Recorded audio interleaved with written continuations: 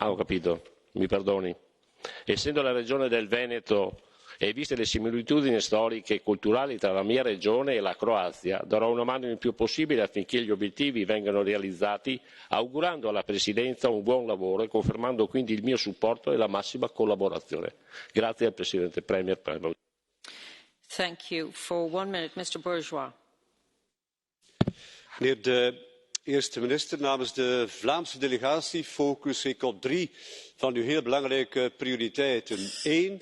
Kies voor een begroting van de toekomst, niet voor een begroting van de 20e eeuw. Zet dus in op innovatie, op onderzoek en ontwikkeling, op digitalisering. De wereld wacht echt niet op ons. 2.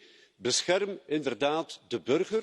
U vermeldt terecht de rechtsstaat, maar zet ook in op grensbewaking, versneld, niet wachten tot 2024. Ten tweede een brexit met zo weinig mogelijk barrières en een zo hecht mogelijke samenwerking met onze Britse vrienden. Tot slot akkoord met uw perspectief voor de westelijke Balkan. Ik denk dat het nieuwe mechanisme waar de Commissie aan werkt een goede basis kan bieden, met clusters, met een dynamisch proces, merits-based. Ik wens u alle succes met uw voorzitterschap. Thank you. Madam Phillips for 1 minute. I saw you this morning, Ms von der Leyen, leaving your hotel, complete with your 3-car cavalcade and police escort. And I wondered if tomorrow whether you'd like to give me a lift. I mean, it doesn't seem very environmental not to offer a colleague a lift to the same building. Welcome, Prime Minister. The vision for the EU over the next 6 months is simply astonishing. More cash to prop up weaker economies, open borders with 2 more countries, Albania and North Macedonia, and an ambition to keep the UK shackled to EU rules. Why on earth would we want to do that? If those policies were not bonkers enough, you want Croatia to also join the failing single currency. You would be locking your country and your people inside an economic prison, and only the ECB would have the keys to set you free. The euro is the EU's poster child for weak growth, high unemployment and stagnant wages. Don't do it. Keep the kuna. As Brexit has shown, citizens want freedom, not being dictated to by a faceless superstate. The UK is leading the way out of this fanatical, democratically bankrupt project, and I'm telling you, unless the EU can show the will to reform and repeal its Gordian knot of regulations and directives, many brave nations will follow. Mr. González Pons for 1.5 minutes, sir. Bienvenido a casa, Andrei. Que el miembro más joven de la Unión ocupe esta presidencia es un ejemplo de que la ampliación es el único camino a seguir para la Unión Europea. Los mensajes ambiguos sobre la ampliación tienen que terminar. Confunden a nuestros amigos y aliados, reducen nuestra credibilidad y abren la puerta a otras potencias con intereses oscuros para que ocupen nuestro lugar. El día que Europa cierre la puerta a los Balcanes, habrá empezado la deconstrucción de la Unión Europea. Me ha gustado el plan presentado para la conferencia sobre el futuro de Europa. Después del dolor que el Brexit va a producirnos, es verdad, debemos señalar con el dedo a los enemigos de Europa, debemos señalar con el dedo a los nacionalistas, a los separatistas y a los separadores. El nacionalismo es el enemigo de la paz. Y sí, es verdad, como has planteado, Andrei, debemos defender el Estado de Derecho con todas nuestras fuerzas. Debemos respetar la independencia de jueces y tribunales. Debemos atender y respetar las resoluciones de jueces y tribunales. Y este Parlamento tiene que aceptar las resoluciones de jueces y tribunales y, si quiere reconocer que respeta el Estado de Derecho, tiene que atender a las peticiones de los jueces y tribunales. Deseo que, bajo tu presidencia, el Brexit sea la última vez que ocurra, que el Brexit sea el último divorcio de Europa, que el Brexit sea la última victoria del nacionalismo. Thank you. For 1 minute, Mr. Pizzula. Hvala lijepo, poštovani gospodine predsjedniče vlade. Prije svega veliko je zadovoljstvo u ovoj dvorani raspravljati o prvom hrvatskom predsjedanju Vijećem Europske unije. Iznimno mi je drago da program hrvatskog predsjedanja obuhvaća i otoke. jer su na primjer dokazali kako mogu biti predvodnici europske energetske tranzicije. Pitam vas kako Hrvatska kao zemlja s preko 1000 otoka planira ojačati ovaj proces. Jedan od dobrodošlih prioriteta je obnova politike proširenja te održavanje samita u Zagrebu za koji imam obvezu napisati preporuke u ime Europskog parlamenta. Nedavno odbijanje otvaranja pregovora sa Sjevernom Makedonijom i Albanijom vratilo je ovu temu u fokus europskih institucija. Sugestija. Mislim da bi u rad konferencije o budućnosti Europe bilo dobro uključiti i zemlje Zapadnog Balkana. Hrvatska kao najmlađa članica ima najsvježije iskustvo pregovaranja o članstvu. Dobro znamo kako je kompleksan taj proces, pogotovo u slučaju blokada zemalja članica. Pariz daje naslutiti određene pozitivne pomake. Pitam vas, dolaze li takvi signali iz ostalih članica koje dijele stajališta Francuske? Hvala.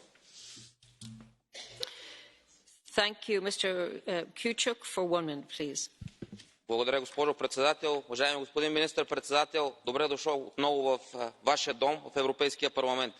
Искам да поздравя хърватското председателство с амбициозната програма и по-специално в частта за Западните Балкани. Новата година започна амбициозно и за госпожа фон дер Лайен, която от Загреб каза, че има зелена светлина или би трябвало да има зелена светлина за Република Северна Македония и Република Албания. Точно заради това обаче, заради тази амбиция, искам да припомня уроците от миналата година. А те са: първият и най-важен. Не трябва да обещаваме неща, които не могат да бъдат изпълнявани или не могат да бъдат изпълнени.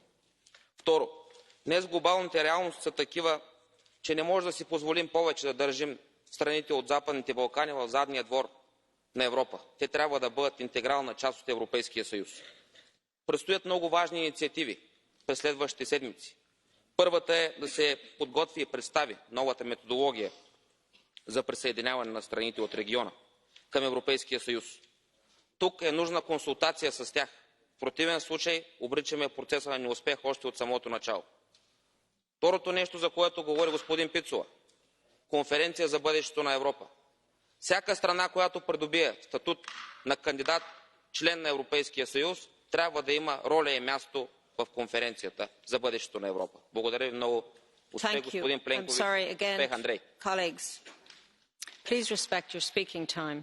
I mean, 10 seconds over is fine, but 20 is certainly not. And next speaker for 1.5 minutes is Mr. Krah. Herr Premierminister, heute vor 28 Jahren ungefähr wurde Kroatien von den meisten EU-Ländern als unabhängiger Staat anerkannt. Und nun sitzen Sie hier und führen die Präsidentschaft an. Dazu zunächst mein Glückwunsch. Ich muss aber zugeben, dass ich beim Durchlesen Ihres Programms etwas enttäuscht war. Sie sprechen vom Beitrittskandidaten der Türkei. Sie wollen den Kosovo in die EU aufnehmen. Ich glaube nicht, dass Ihr Gründungspräsident und Parteigründer Franjo Tuđman eine solche Politik unterstützt hätte. Ich kann mir nicht vorstellen, dass die Mehrheit der Menschen in Kroatien eine solche Politik unterstützt. Und ich kann Sie nur davor warnen, hier als Europäer erster Klasse meinen zu müssen, eine Politik zu betreiben, die den Interessen Ihres Volkes widerspricht. Schauen Sie sich an, wie viele Menschen Kroatien verlassen, wie die Jugend ihr Land verlässt. Und wenn Sie sich dann Franjo Tuđman nehmen und sein Buch Kroatien und die Nationalitätenfrage in der heutigen Zeit, dann werden Sie darauf bessere Antworten auf die Herausforderungen Europas finden, als das, was die Kommission und dieses Parlament tun. Die Europäische Union zurzeit ist der große globale Wirtschaftsraum mit der niedrigsten Wachstumsleistung. Er hat die niedrigste Investitionskraft und er will aber 3 Billionen Euro ausgeben für Klimawandel, was nicht unbedingt eine Zukunftstechnologie ist, auch wenn die Mehrheit das hier anders sieht. Insofern, die Lösung der Frage von Europa finden Sie eher bei Tuđman als in Brüssel.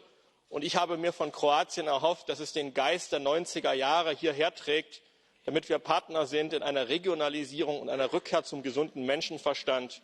Große Staaten, supranationale Gebilde bringen nichts. Das wissen Sie als Kinder von Jugoslawien besser als die meisten hier. Vielen Dank. Our next speaker for 1 minute is Mr. Tošenovský. Pane premiére, v programu priorit vašeho předsednictví jste v kapitole Doprava, telekomunikace a energetika zmínili mimo jiné také o klimaticky neutrální Evropské unii a s tím související implementaci energetické unie. Chtěl bych vás požádat o zvýšení pozornosti při aplikaci již nastavených cílů, které jsou komplikované jak technicky, tak ekonomicky. Mám obavu, že sotva jsme dali průmyslu signál s cílovými hodnotami, už je na pořadu dne jejich zvyšování. Jsem přesvědčen, že v této chvíli bychom měli síly zaměřit především na posílení programu Horizon Europe. Takto velké téma se bez adekvátního přispění nových vědeckých poznatků nedá bez neúměrně velkých ekonomických nákladů vyřešit.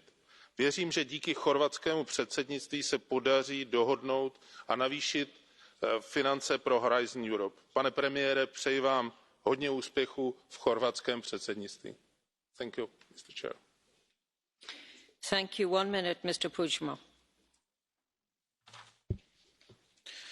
President, Prime Minister, it's a pleasure to welcome the Croatian presidency of the European Union, a state that gained its independence recently, but has shown that has been a reliable member of the European Union. I thank Prime Minister Plenković for endorsing dialogue between Catalonia and Spain. Catalonia is today an European internal affair and will be present during the Croatian presidency. Therefore, a political solution must be found through dialogue and negotiation. The EU must advance to find common democratic mechanism for self-determination. Repression cannot be an acceptable solution. Now it's time for European politicians to speak up and show to the world that is the better way, that the right of self-determination is the best and the most democratic way to solve territorial conflicts, not only in Europe, but all around the world. Thank you very much. Well, can I just say we have 2 blue card requests. Will you take a blue card question? You will? No. No. Thank you. The requests are turned down. We move to Mr. Mureşan for 1.5 minutes. Thank you very much, Madam President. Prime Minister Plenković, welcome back to the European Parliament. It's great to see Croatia leading the European Union for 6 months. You are now a model for the whole Western Balkans region. Under the leadership of Prime Minister Plenković, Croatia has reached economic stability. You aim joining the euro area in the foreseeable future, and Croatia fulfills all conditions to joining the Schengen area. Croatia can be a model for the whole Western Balkans. We need 2 things. Firstly, we need other Western Balkan countries to deliver on reforms, and secondly, we, the European Union, need to respect our promises to the Western Balkans. We need to tell loud and clear to Western Balkan countries, you are part of Europe, you belong to the European Union, and we want to help you on your way to the European Union. Any contribution that the Croatian presidency can make into this direction will be of historic importance. And Prime Minister Plenković, you know the European Parliament very well, and you will have an opportunity to show this in the negotiations that we will have on the European budget. And the philosophy of the European Parliament for the budget's negotiation is the following. We want to finance properly old priorities and new priorities. Old priorities have been priorities for decades because they are important, not because they are outdated. And we agree together that we need to do more on new priorities, border protection, combating climate change, protecting the environment. So please stand with the Parliament and tell your colleagues in the European Council that fresh priorities require fresh funding.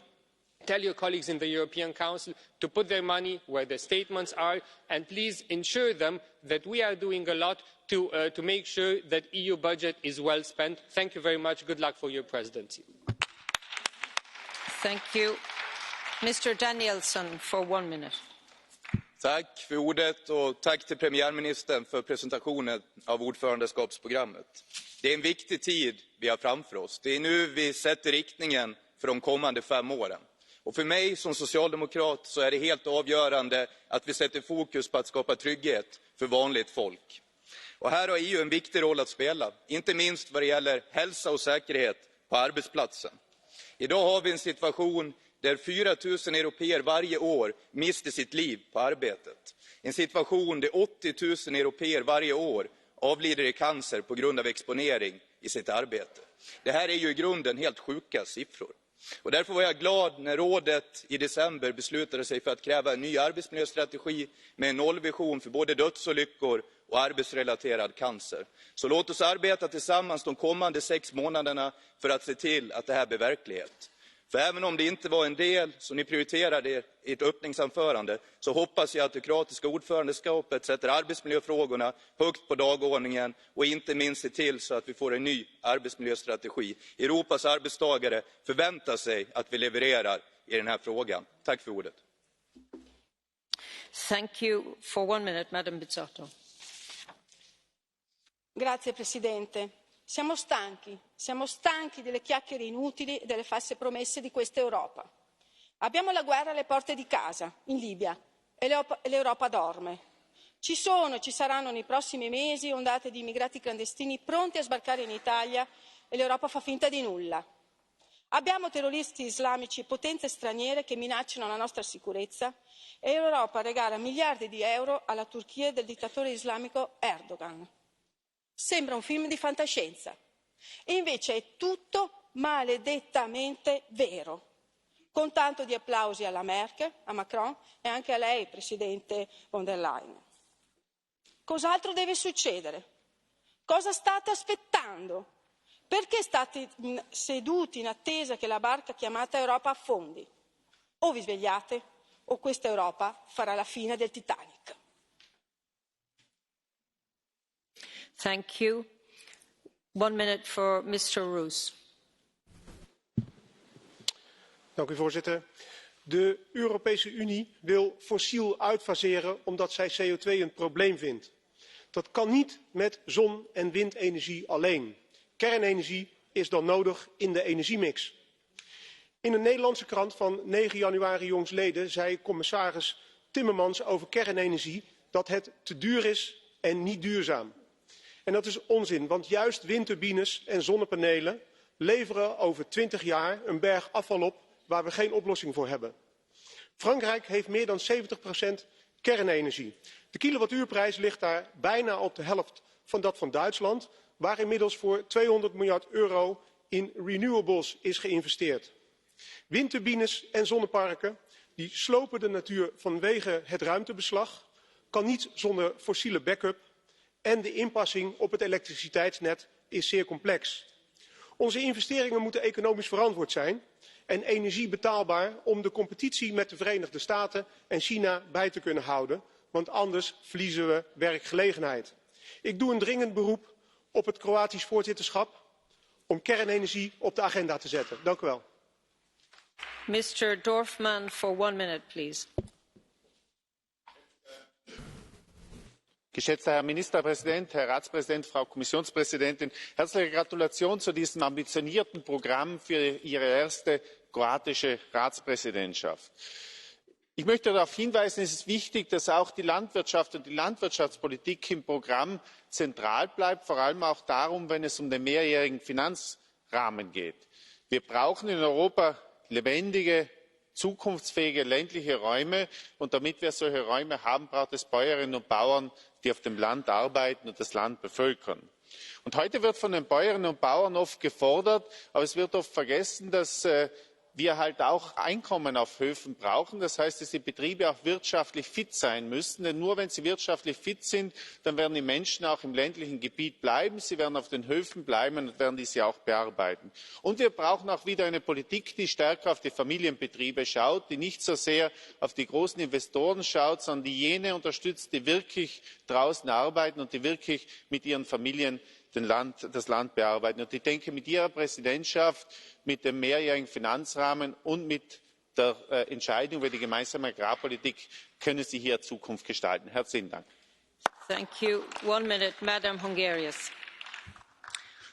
Voorzitter. En ik wil graag beginnen met een felicitatie aan de premier om hem te feliciteren met het eerste voorzitterschap van uw land sinds de toetreding. Het wordt een cruciaal jaar. Meerdere mensen hebben het al gezegd, maar we weten dat Brexit snel dichterbij komt. En ik denk dat we niet mogen vergeten dat Brexit heeft kunnen plaatsvinden omdat gewone mensen zich niet gesteund voelden. We moeten grote stappen maken om tot een duurzame, sociale en ambitieuze meerjarenbegroting te komen. En helaas lopen de onderhandelingen nog niet al te soepel. En van het Kroatisch voorzitterschap wil ik daarom weten hoe ze gaan zorgen voor voldoende middelen om de sociale pijler, ook genoemd door uw Uniebijdrage hoe we zorgen voor voldoende middelen om de sociale pijler te implementeren. Zeker nu het voorzitterschap inzet op sociaal verduurzamen, omdat niemand mag achterblijven. Europa moet streven naar sociale vooruitgang en ik wens u in uw nieuwe rol heel veel succes. Thank you. 1 minute, Mr. Rangel. Thank you, Chair. Senhor Primeiro-Ministro, Senhora Presidente da Comissão, em primeiro lugar, queria saudar a presidência croata e saudar, em particular, o Primeiro-Ministro Plenković, não apenas porque a Croácia é o mais recente dos membros, mas porque o Primeiro-Ministro Plenković é um dos políticos europeus mais comprometidos com o projeto europeu que eu conheço e, portanto, tenho a certeza que esta presidência dará grandes passos na integração europeia. Queria saudar também a abertura aos Balcãs e, em particular, ao apoio às reformas nos países balcânicos que querem aceder à União. Há uma coisa que é certa: não haverá Europa e não há Europa sem a integração dos países dos Balcãs. Queria também saudar a prioridade dada à coesão e ao quadro financeiro plurianual. E queria finalmente saudar o empenho na Conferência do Futuro da Europa, porque havia dúvidas sobre se o Conselho queria mesmo avançar com a Conferência. Com a presidência croata, o Conselho vai apoiar claramente a Conferência sobre o Futuro da Europa. Thank you. Mr. Zorino, 1 minute. Uma Europa forte num mundo de desafios. É com esta divisa que a Croácia se propõe assumir a sua primeira presidência rotativa da União Europeia. Desejo as maiores felicidades para a missão. Uma Europa forte tem que ser uma Europa capaz de agir e de avançar. Uma Europa em desenvolvimento é uma Europa capaz de avançar com um ambicioso programa multianual de financiamento para promover a convergência e a coesão e reforçar os recursos próprios da União. Uma Europa que liga é uma Europa capaz de recuperar os seus cidadãos para o extraordinário projeto de paz, liberdade, solidariedade e democracia que constitui e que, promovendo alianças necessárias para o reforçar. Uma Europa que protege é uma Europa que tem a justiça e a tolerância como referências e não deixa ninguém para trás num tempo de transições disruptivas. Uma Europa influente é uma Europa que se afirma e se prestigia, não apenas por aquilo que partilha como valores, mas sobretudo por aquilo que faz em concreto e serve de inspiração para os outros povos e para os outros territórios. A presidência escolheu bem as suas prioridades. Agora é tempo de concretizar. Muito obrigado. Mr. Niedermayer, for 1 minute. Thank you, Madam. So first of all, welcome back, Prime Minister. It's great to have you here again. At the beginning of your speech, you have mentioned 3 topics. The first one is MMF, the second Brexit, and the last enlargement. I consider these topics as well chosen, as the most important and as a matter of time urgency. First of all, we need to create stability in European finance. Second, we shouldn't miss the opportunity to negotiate as good a deal with the UK as possible. And last, we should avoid the destabilisation of your region of the Balkans. But there is something even bigger. The President of the Commission, Madame von der Leyen, has mentioned the energy of your presidency. She also has mentioned, together with Manfred Weber, your experience.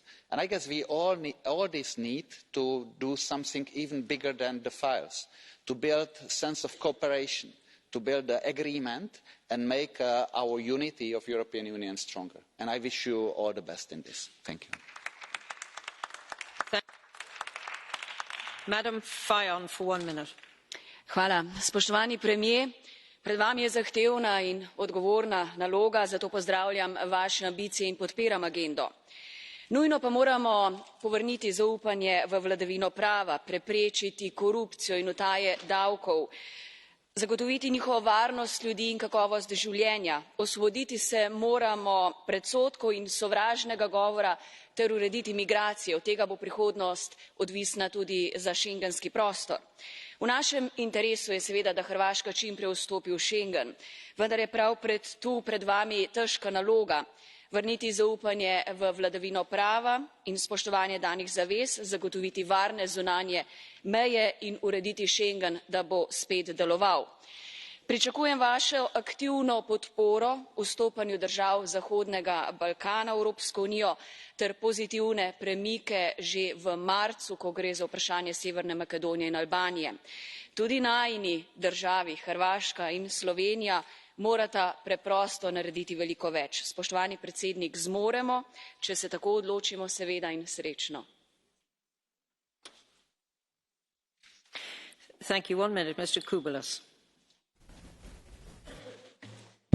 Well, Mr. Prime Minister, coming from Lithuania, it is a special pleasure to congratulate Prime Minister and all the people of Croatia with the first presidency.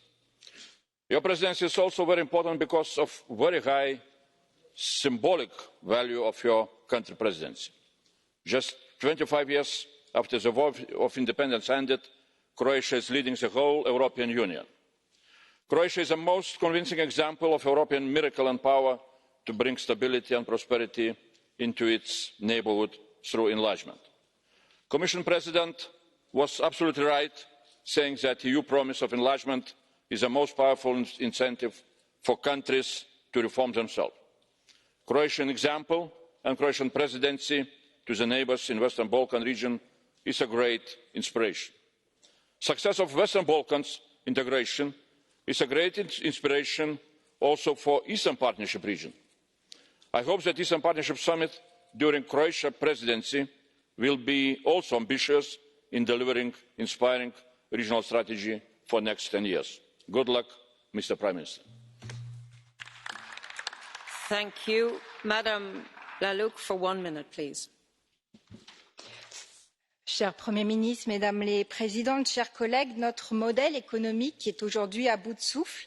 S'il nous a permis de sortir des milliards de personnes de la pauvreté, il est à l'origine de la situation environnementale dramatique dans laquelle nous nous trouvons aujourd'hui, alors qu'il ne parvient plus finalement à améliorer de manière significative la situation sociale sur notre continent. Pourtant, malgré ce constat, nous avons du mal à faire évoluer notre modèle économique, nous avons du mal à nous défaire de l'obsession du PIB, du niveau d'endettement public, comme si nous avions un attachement irrationnel à ces indicateurs, alors que rationnellement, ils ne peuvent rien nous dire sur l'état des inégalités, sur l'état de l'environnement, sur l'état de la pauvreté. Puisque vous avez choisi de faire de votre présidence celle d'une Europe forte qui fait face à ces défis, le plus grand défi, à mon sens, auquel vous devez vous confronter, c'est celui de changer nos indicateurs de richesse afin de réorienter nos politiques publiques, en d'autres termes, changer le logiciel intellectuel de l'Union européenne. Nous vous souhaitons bonne chance et nous comptons sur vous. Merci beaucoup. Thank you. For 1 minute, Madam Tomic. Hvala lepa za besedo, spoštovani predsednik vlade, gospod Plenković, dragi Andrej. Imam izkušnje s predsedovanjem in vem, kako je, ko predsedovanje dobi nova država članica, zato vam seveda želim vse dobro na tej poti. Izmed vaših prioritet bi izpostavila Evropo, ki se razvija. Uravnotežen razvoj je pomemben, kohezijska sredstva so pomembna, ne le za tiste države, ki ta sredstva dobijo, ampak za vse članice. Če bodo vse države članice okrepile svojo konkurenčnost, bomo seveda bolj močni tudi kot Unija. Dotaknila pa bi se še demografije in njenih izzivov, ki so v tem trenutku bolj pomembni in močnejši na vzhodnem delu naše Evropske unije. Zato si želim več poudarka glede problematike reševanja starejše populacije v povezavi seveda s šibko rodnostjo in v povezavi z odhajanjem mladih v tujino. Glede na to, da to področje vodi vaša komisarka, gospa Dubravka Šuica, sem prepričana, da boste tu zelo aktivni. Srečno! Thank you. 1 minute, Mr. Heschel. Yeah, thank you very much, Madam Chair. Vážený pán predseda vlády, silná Európa vo svete výziev. Ja si myslím, že to je naozaj veľmi dobré heslo vášho predsedníctva, pretože Európa má svoje silné stránky a musí sa ich vedieť naučiť využívať v čo najúčinnejšej forme. Musí sa naučiť využívať svoju ekonomickú silu, naozaj musí sa naučiť využívať aj svoju príťažlivosť. To dokumentuje záujem kandidátskych krajín vstupovať do Európskej únie, ale sa musí naučiť aj hovoriť hlasnejšie, a to jedným alebo jednotným hlasom. Myslím si, že vaše výzvy, ako je nastavenie plafónov pre rozpočty pre jednotlivé politiky, je táto výzva asi jednou z najsilnejších a my musíme zabezpečiť, a vy hlavne musíte zabezpečiť, aby sa zosúladili záujmy tých, ktorých chcú platiť menej, lebo sú čistými platcami, záujmy Európskeho parlamentu, ktorý chce navyšovať rozpočet, a zároveň aj záujmy tých, ktorí sú závislí od kohéznych fondov, čiže aj štáty ako sú Chorvátsko alebo môj štát Slovensko. Ďakujem.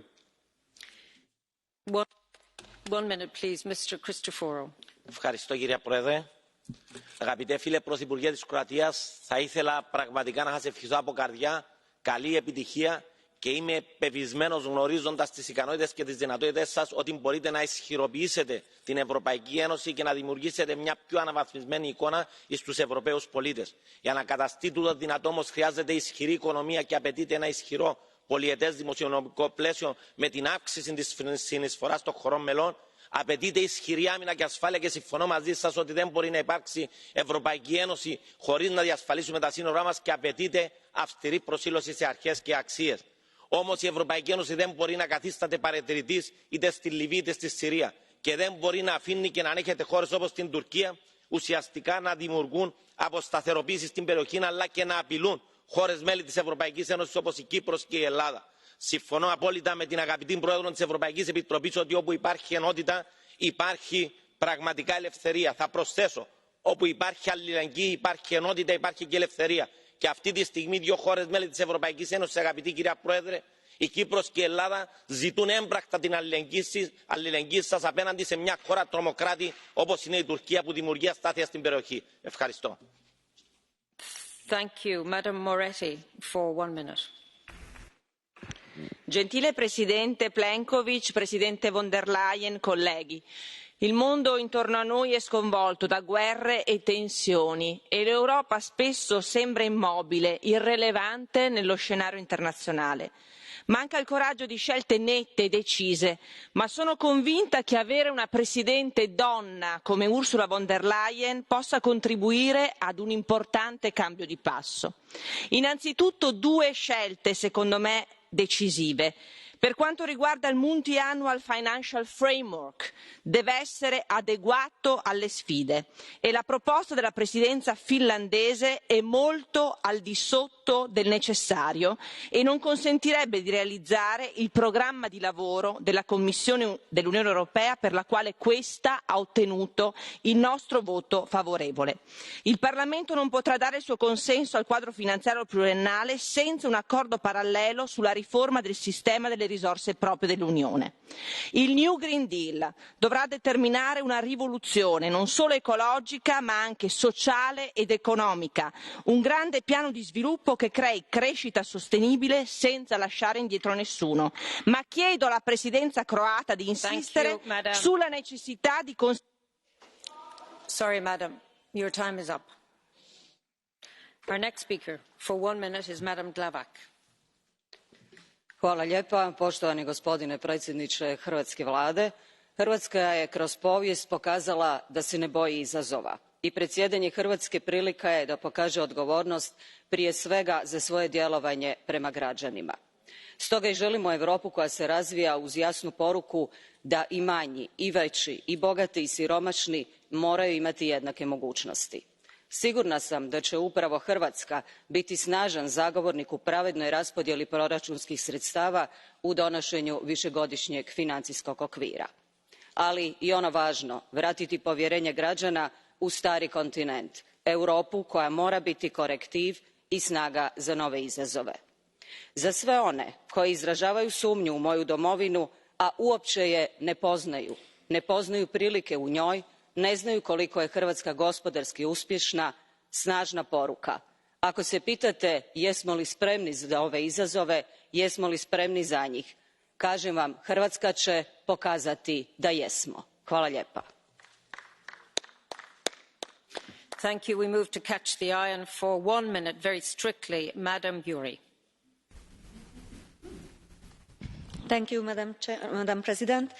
Miniszterelnök úr, minden bizodalmam megvan abban, hogy a horvát elnökség józan irányba fogja terelni a jogállamiságról szóló évek óta húzódó vitát. Abban bízom, hogy véget vetnek a kettős mércének és egyes tagállamok kipécézésének. Kérem, tegyen meg mindent annak érdekében, hogy ezt az értéket ne járathassák le többé, azaz ne lehessen a jogállamiság politikai játszmák tárgya. Kérem továbbá, hogy minden tagállamot egyenlően mérjenek, amikor azt vizsgálják, az alapvető jogok és szabadságok miként érvényesülnek az Unió egyes szegleteiben. Vessenek véget annak, hogy egyeseknek minden belpolitikai történésükről, amelyeknek egyébként nincs köze az uniós politikának, vagy nem hatáskor, számot kelljen adniuk uniós intézményeknek vagy egymásnak. Legyen bölcsességük ahhoz, hogy ne akarjanak döntőbírát játszani. Ráadásul ma ott tartunk, hogy sokszor pont a jogállamiság leghangosabb hívei és legelszántabbak. Thank you. Your minute is complete. Our next speaker for 1 minute is Madam Marquis.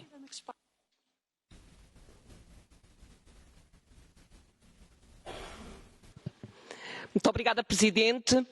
Eu começaria por agradecer ao Primeiro-Ministro polaco, ao Primeiro-Ministro croata, peço desculpa, começaria por agradecer ao Primeiro-Ministro croata o ter-nos apresentado aqui nas suas prioridades a aprovação do quadro financeiro plurianual. E é com enorme satisfação que ouvi essa afirmação. Da mesma forma, é com enorme satisfação que ouvi referir a importância e o manter no quadro financeiro plurianual o valor da política de coesão e da política agrícola comum. Nós temos em cima da mesa uma proposta da Comissão Europeia. Proposta que a Comissão Europeia vem reforçar dizendo que 7,5 bis de dinheiro fresco serão afetados ao Just Transition Fund. Mas temos também as negobox apresentadas pela presidência finlandesa. Portanto, a minha questão ao Sr. Primeiro-Ministro é exatamente qual é a sua de partida, a proposta da Comissão ou a proposta da presidência finlandesa. Muito obrigada. Our next speaker for 1 minute is Madam Joveva. Hvala za besedo, predsedujoča. Gospod Plenković, vam pa hvala za predstavitev prioritet hrvaškega predsedovanja. Prevzemate ga v res pestrih časih, v obdobju velikih sprememb, kjer bodo, hočete nočete, nekatere teme pač v ospredju.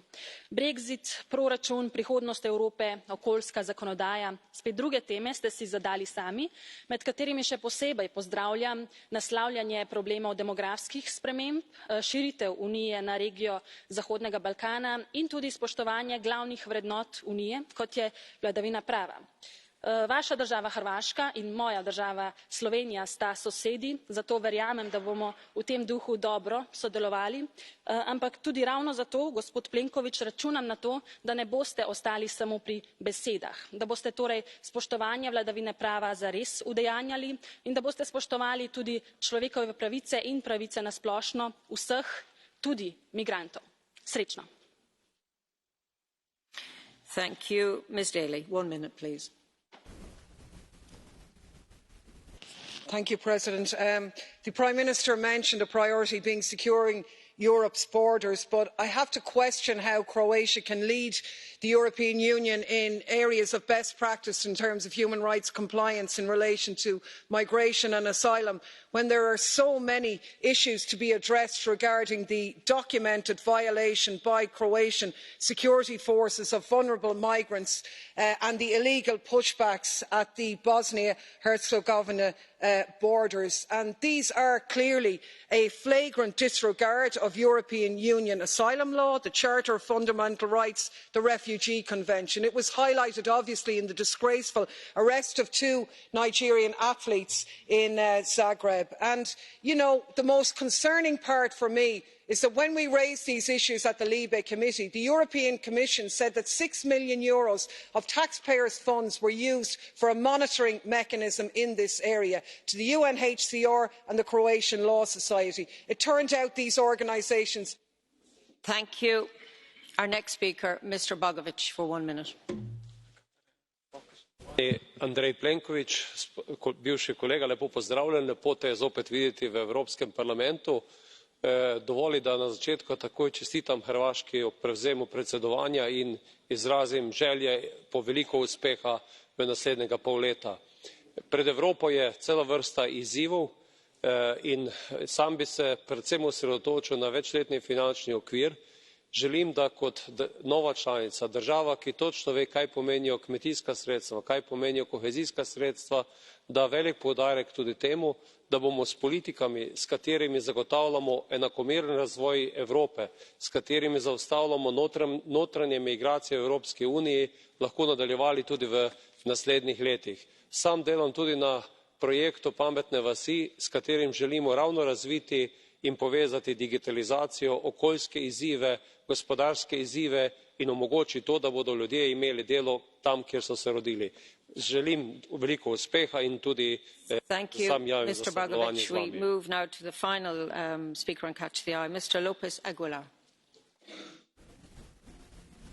Señora presidenta, primer ministro Plenković, efectivamente es la primera vez que Croacia va a ejercer la presidencia semestral de la Unión Europea y le damos la bienvenida con los mejores deseos.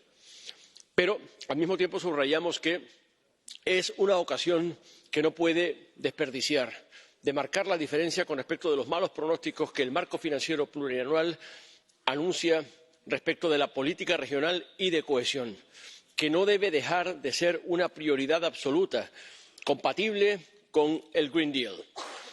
Y le subrayo también la importancia que tiene en el marco del Brexit, que va a consumarse bajo su presidencia, la primera que coincide con una comisión plenamente efectiva desde su investidura, que asegure los derechos de ciudadanía con reciprocidad y recupere la importancia que merece el espacio de libertad, justicia y seguridad.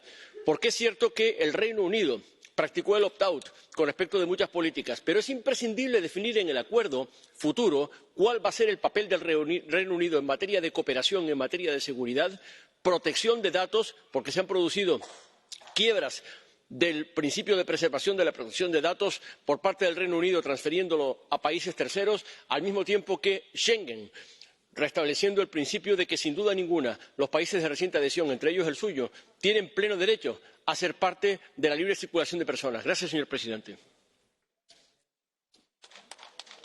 Adesso diamo la parola alla Presidente von der Leyen per la sua replica. Prego.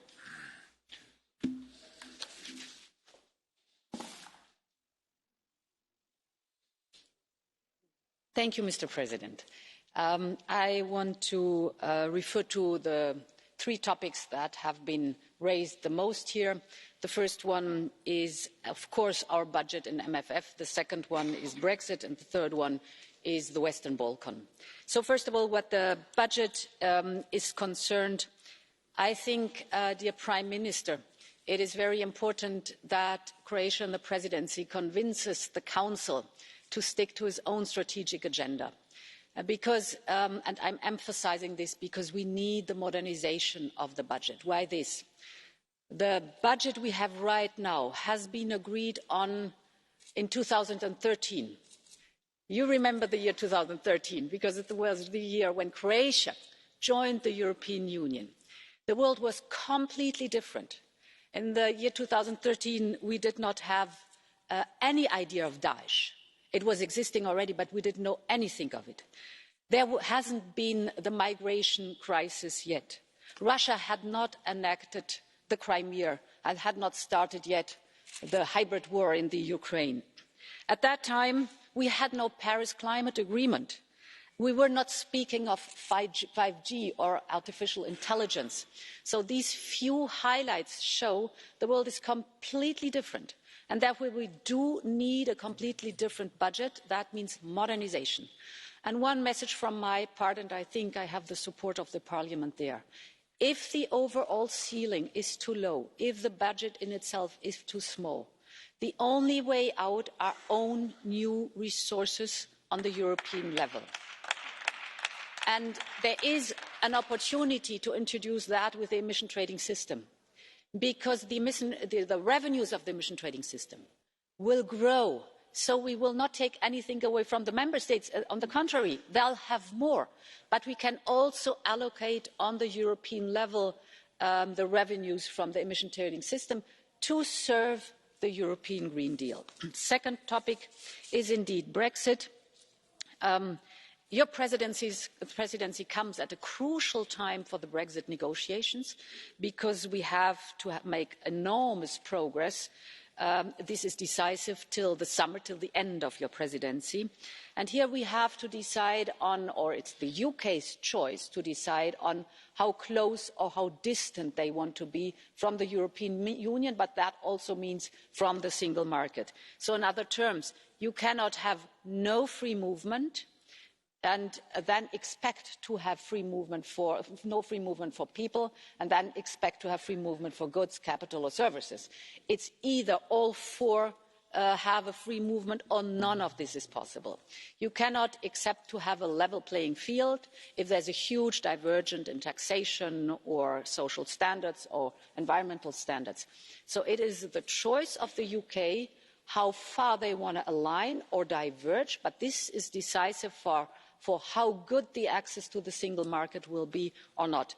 In short, it's the old proverb, you cannot have the cake and eat it at the same time. And the very last point, the Western Balkans. Ich glaube, für das Thema des Westbalkans, wir dürfen nicht unterschätzen, es ist in unserem strategischen Interesse, dass der Westbalkan so nah wie möglich bei uns ist. Wir sollten nicht unterschätzen, wie stark China bereits präsent ist, wie stark Russland dort präsent ist, wie stark die Türkei dort präsent ist. Alle mit der Intention, den Westbalkan und die Staaten des Westbalkans so stark wie irgendwie möglich auf ihre Seite zu ziehen.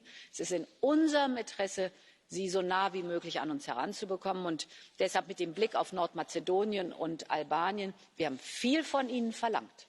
Nordmazedonien musste seinen Namen wechseln, um die Möglichkeit zu haben, die Beitrittsgespräche mit der Europäischen Union zu eröffnen. Und ich glaube, wir können es schaffen, einerseits den Beitrittsprozess zu modernisieren, aber andererseits auch treu im Wort zu bleiben zu dem, was wir Nordmazedonien und Albanien gesagt haben. Es ist in unserem Interesse und in diesem Sinne wünsche ich Ihnen alles Gute für die Präsidentschaft.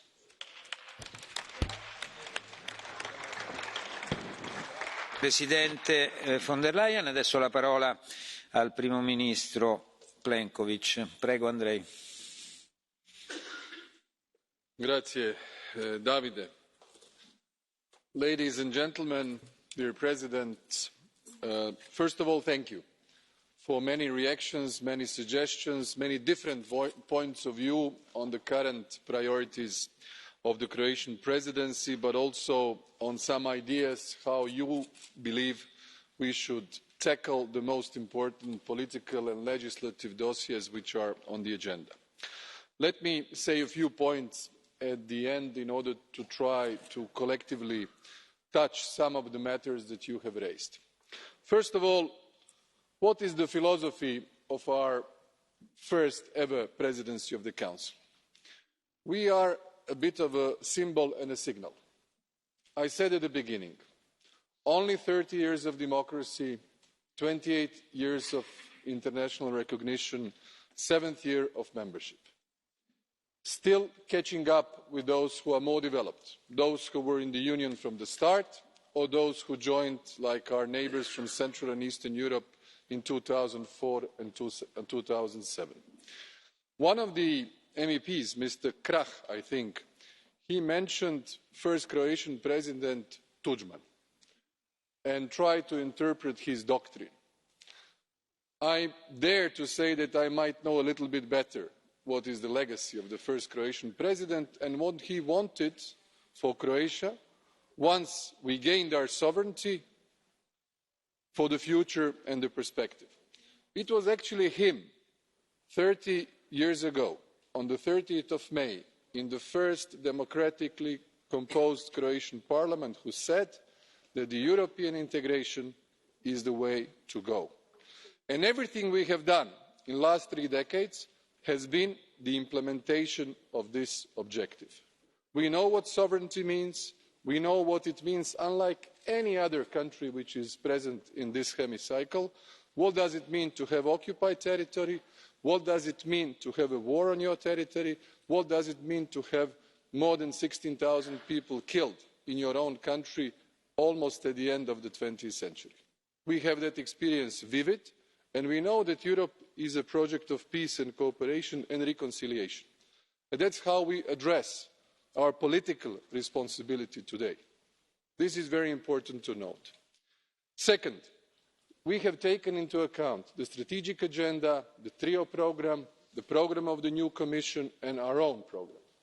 Everything that we have put as priorities is very realistic. And therefore, on some of the items, we know that the climate change and the climate neutral objective until 2015 will be a driver of our economic transformation. It will become for economy what human rights are embedded in our foreign policy. And this is what we agreed with the Commission in Zagreb last week. We shall help to address this issue so as to take into account the different state of play of our industries, our financial capability, our budgetary capabilities, in order to go in the same direction, but not to have negative economic consequences. Second, on the dossier of migration, which many of you have mentioned, I will say once again, and I repeat this with full understanding, that this is crucial what we must do in the months ahead of us. We had the arrangement with Turkey that has managed to put down the numbers of the illegal migration on the Eastern Mediterranean and Western Balkans route compared to 2015-16 data by 98%. 98% down. These are the numbers we have now compared to 5 years ago, only to 2%. How shall we tackle this? Jointly. We speak about Frontex of 10,000 border police. My country proportionally perhaps has more border police than any other, 6,500. I hear some statements and allegations which in the reports which you read or the rumours you hear are almost to become a fact. They are not. Whenever there was an allegation, there was an investigation. There were some disciplinary measures. There is a strong surveillance within our police to prevent any violation of human rights or any behaviour which would be contravening our own law, European standards or international conventions. This is how we shall behave. But I repeat once again, unlike many other member states, we have said no barbed wire between two friendly neighbouring countries such as Croatia and Bosnia and Herzegovina. And we will not erect fences between the nations which are friendly, which will always be together as we were together in the past. And moreover, we said clearly we will not erect fences between parts of the Bosnia and Herzegovina border where Croats live as constituent people in Bosnia and Herzegovina and Croats on the other side of the border. This will simply not happen. This is our policy and we will stay behind it, but what we want to do is jointly address the problem either at the source or at the first point of entry. Croatian Bosnia and Herzegovina border is not the first point of entry of migratory waves. Let's be very clear about it. This is important to note. On budget, the stakes are high. We understood the message of we can't do more with less finances available. That's very clear. But we need to find a common consensus if we are to embark on the new own resources. By many analyses, by many reports of very able people in a number of years behind us, this might seem the only way to address, as Ursula says, the modernisation expectations of what we can finance jointly. This is key. On demography, if there is one element, political, which I would like to be as a legacy of Croatia in these 6 months, and also together with the Commission, and given that Dubravka has this expressis verbis portfolio, first time ever in the history of the European Union, because we feel this is an existential question for the European Union, for almost half of our member states who do have a negative natural growth, such as my country. I think a set of tools with great great sensitiveness of the President of the Commission, who knows in her previous roles how important this issue is, how we can combine policy measures which have proved to be efficient in other countries, how we can offer them to those that have a difficulty. This is the idea. Depopulation from less developed countries to more developed, from rural areas to urban areas. These are our common problems, and we should address them jointly. On the Western Balkans and the issue of enlargement, we are not naive. We are not unrealistic. I know more perhaps than anybody, since I've been dealing with this issue for almost 30 years, that the level of enthusiasm that the West, with the open hands, has offered to the Central and Eastern European countries in the 90s will never happen again to those who would like to join.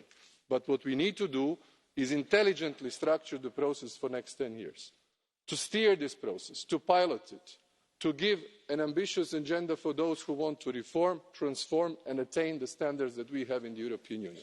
This is the idea behind the summit that we want to organise in Zagreb. And therefore I say, for those who are afraid of saying yes to the opening of the intergovernmental conference with Albania and North Macedonia, we know it. It's a complex, legal process with so many possibilities to either suspend or to reverse or to ask more or to build another requirement in this exercise, that it is just a start of a marathon. It's not a senseless fuite en avant. We have to be clear about it. The enlargement doesn't happen overnight. It happens after years of long reform process and careful scrutiny by the Commission and the input of the Member States. In that respect, I don't want any of the countries in our neighbourhood to be forgotten, especially Bosnia and Herzegovina, who is strategic for my country. I would also mention Ukraine, because you mentioned it, Ursula, now. I think in the context of the Eastern Partnership and everything we had dealt from 2013 and 14 until now, we should adequately address their own ambitions for the territorial integrity, but also for their reforms and the European perspective which we should support. One word on Brexit. I see that Michel is here and this topic is just after our debate. I think the most important element in the last 3.5 years was the unity of the 27. We remained united, with full solidarity extended, especially to the most concerned countries such as Ireland. In the 11 months ahead of us, with an intelligently drafted and crafted negotiated framework, I think we can attain a good agreement as a starting point for future relations. We should not pretend that in an unprecedented situation we can solve with the first contractual relations everything we'd like to do in the future after the divorce that is happening literally in 3 weeks. And therefore we will help you as the Council on the proposal of the Commission to find the right balance for the completion in the months to come. Finally, I just want to reiterate that all of our services, all of our ministers, government, MEPs who are here, and I thank them for their contributions, will be at your disposal to have a good dialogue together and to reach compromises. This is one of the objectives of European democracy. This is the role of the European Parliament. This is the role of the Member States within the Council, and also the facilitating and the leadership role that the European Commission has. I thank you very much, dear President, for this opportunity, for having been with you here today in Strasbourg again, and as you many said, my friends, which is a very dear institution to me. Thank you. Grazie al Primo Ministro Plenković, naturalmente auguri per il suo lavoro e auguri a tutta la sua squadra di governo per questo periodo così importante per l'Unione Europea. La discussione su questo punto è chiusa. L'ordine del giorno reca le dichiarazioni del Consiglio e della Commissione, attuazione e monitoraggio delle disposizioni relative ai diritti dei cittadini nell'accordo di recesso del Regno Unito. Resta con noi la Presidente von der Leyen. Do la parola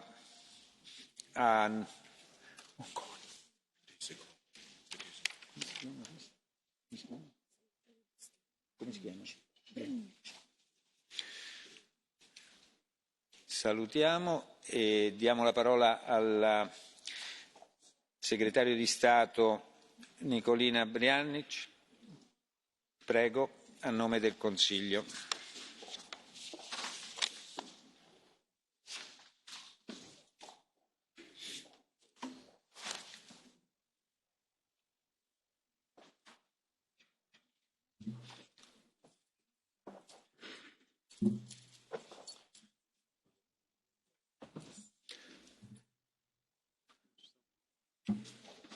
Prego, a lei la parola.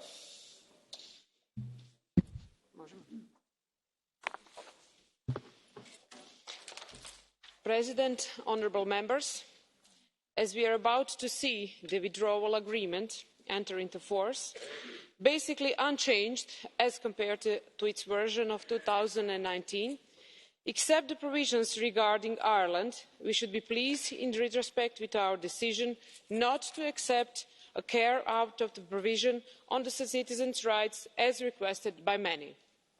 Indeed, having done so would have led to a level of protection far weaker than we have at present, with Part 2 of the agreement dealing with citizens' rights, fully embedded in the whole agreement and with various remedies foreseen should the UK not deliver adequately in implementing these provisions. This does not mean that we should rest on the laurels, and I am grateful for the European Parliament for having scheduled this debate today. I also welcome the draft resolution tabled, as it lists a number of concerns regarding the preservation of the citizens' rights, the administrative procedure in relation to residents' rights, the limited assistance offered to citizens in this respect, or the effectiveness of the UK independent authority due to oversee the implementation of these provisions. This does not necessarily mean that everything is rosy on the EU side. It is important, as you note in your resolution, to encourage the Member States to adopt a generous attitude regarding the rights of UK citizens having decided to settle in the European Union. We should also insist that both the Commission and the UK independent authority are rigorous in their monitoring of the implementation of Part 2 of the agreement. There is also more that can be done regarding the awareness of citizens on both sides of the Channel, however protective of the provision of the withdrawal agreement. They would be of little use to citizens, especially vulnerable ones, if they are not aware of them nor of the administrative steps needed to benefit from them. And certainly Parliament can have a role as well in reaching out to citizens and contributing to their information. Of course, all these provisions, even though their effect will last beyond the transition period, will not cover citizens who would consider settling in a later stage. Although we are well aware that the line of the UK's government is to put an end to the free movement of the persons, we should make sure that the future relationship that we will negotiate shortly will be ambitious enough in terms of mobility. This will have to be accompanied with the preservation of certain rights for the citizens concerned. Let me conclude by noting the large degree of convergence that exists between your position of citizens' rights as developed in your various resolutions and the priorities of the Council. This is a clear illustration of the commonality of purposes of our two institutions as regards Brexit. Our common efforts should contribute to ensure that the provision on citizens' rights in the withdrawal agreement allow EU citizens and UK nationals, as well as their family members, to continue to live, work or study in their host country, as they have chosen to do. Thank you very much for your attention. Grazie. Adesso sentiamo la Presidente von der Leyen. Prego, a lei la parola. Thank you, Mr. President. Thank you, Mr. President and honourable members. Last week I was in London and I had the opportunity to speak to students about the future of the relationship between the United Kingdom and the European Union. And after I finished the speech, as always, the floor was open to the students and the audience, and the very first question that came was not about trade, it was not about financial services, it was not about security, as important as these topics are.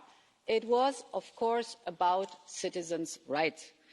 And the same question came back time and again with different personal twists. One came from a young man who came from Benelux, living in the UK, who was, of course, worried about his future. Another came from a British lady who has an Italian husband, who was worried about his status, what's going to happen with him. And while the questions may have been subtle different, the reasons for asking them were always the same.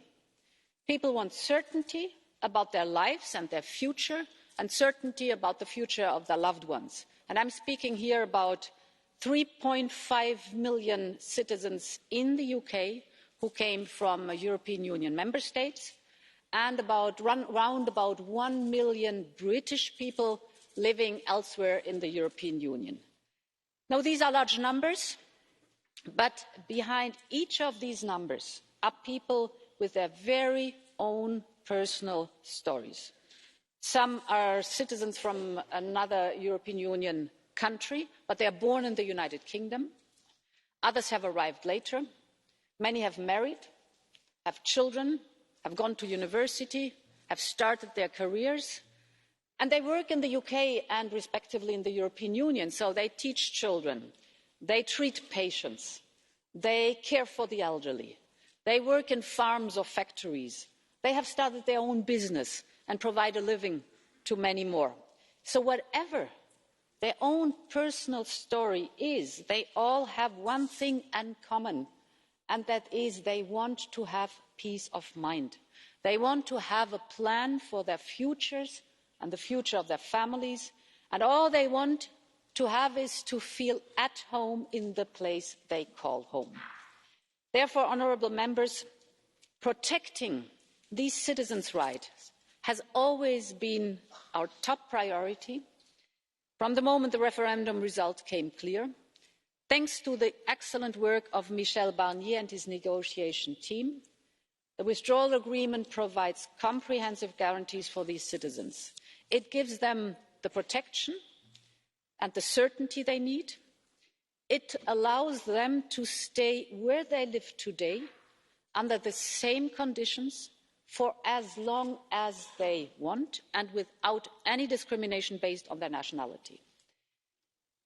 This withdrawal agreement, and with what we have agreed on, puts, of course, clear obligations on the United Kingdom and on the European Union to safeguard these rights. One thing is to put them on paper, another thing is to implement them. So once the House has ratified the withdrawal agreement, our top priority will be to implement our shared obligations, both in letter and in spirit. And for me, this is a legal issue with a moral imperative. The good news is that the United Kingdom has already begun implementing the European Union settlement scheme. To date, about 2.5 million European citizens living in the United Kingdom have already applied for resident status. Most of these people have now received proof of their right to remain. This is good news. But you also know there are cases, some have not, and many more are yet to apply. And there are a number of concerns that have always been raised. There are the famous cases of the French bakers and the Polish chefs that shine a light on some of the issues, but seriously, there are many other cases where people are confused or unable to apply for whatever reasons, or others have received requests for more proof despite having lived in the country for 40 years or more. So we are close in contact with the citizens and the UK authorities on these issues. We need to avoid any discrimination or added complexity during the application process. We need to ensure that all citizens, especially the most vulnerable, are fully supported throughout the process, and we need the guarantee that the independent monitoring authority can act in full independence to deal with complaints. This is of utmost importance. From our side, the Commission will keep a close and vigilant eye on the implementation. We're ready to help European Union citizens living in the United Kingdom to ensure they are properly informed and supported. And of course, we will do the same when it comes to British citizens living in the European Union. All these questions I've been speaking about, I've raised with the Prime Minister Johnson last week when I visited London. We will closely cooperate with the United Kingdom to make sure that we can get this right and that we can solve any problems as swiftly as possible. Finally, honourable members, the good news is that there will be continuity for the European Union citizens living in the United Kingdom and vice versa for the British citizens living in the European Union at the end of the transition period. But after the end of the transition period, the United Kingdom will be a third country. And Brexit will mean changes to those who will want to make their future life on either side of the Channel. We will have to negotiate a new way forward, and we're getting ready to formulate the mandate for those negotiations ahead of the 1st of February.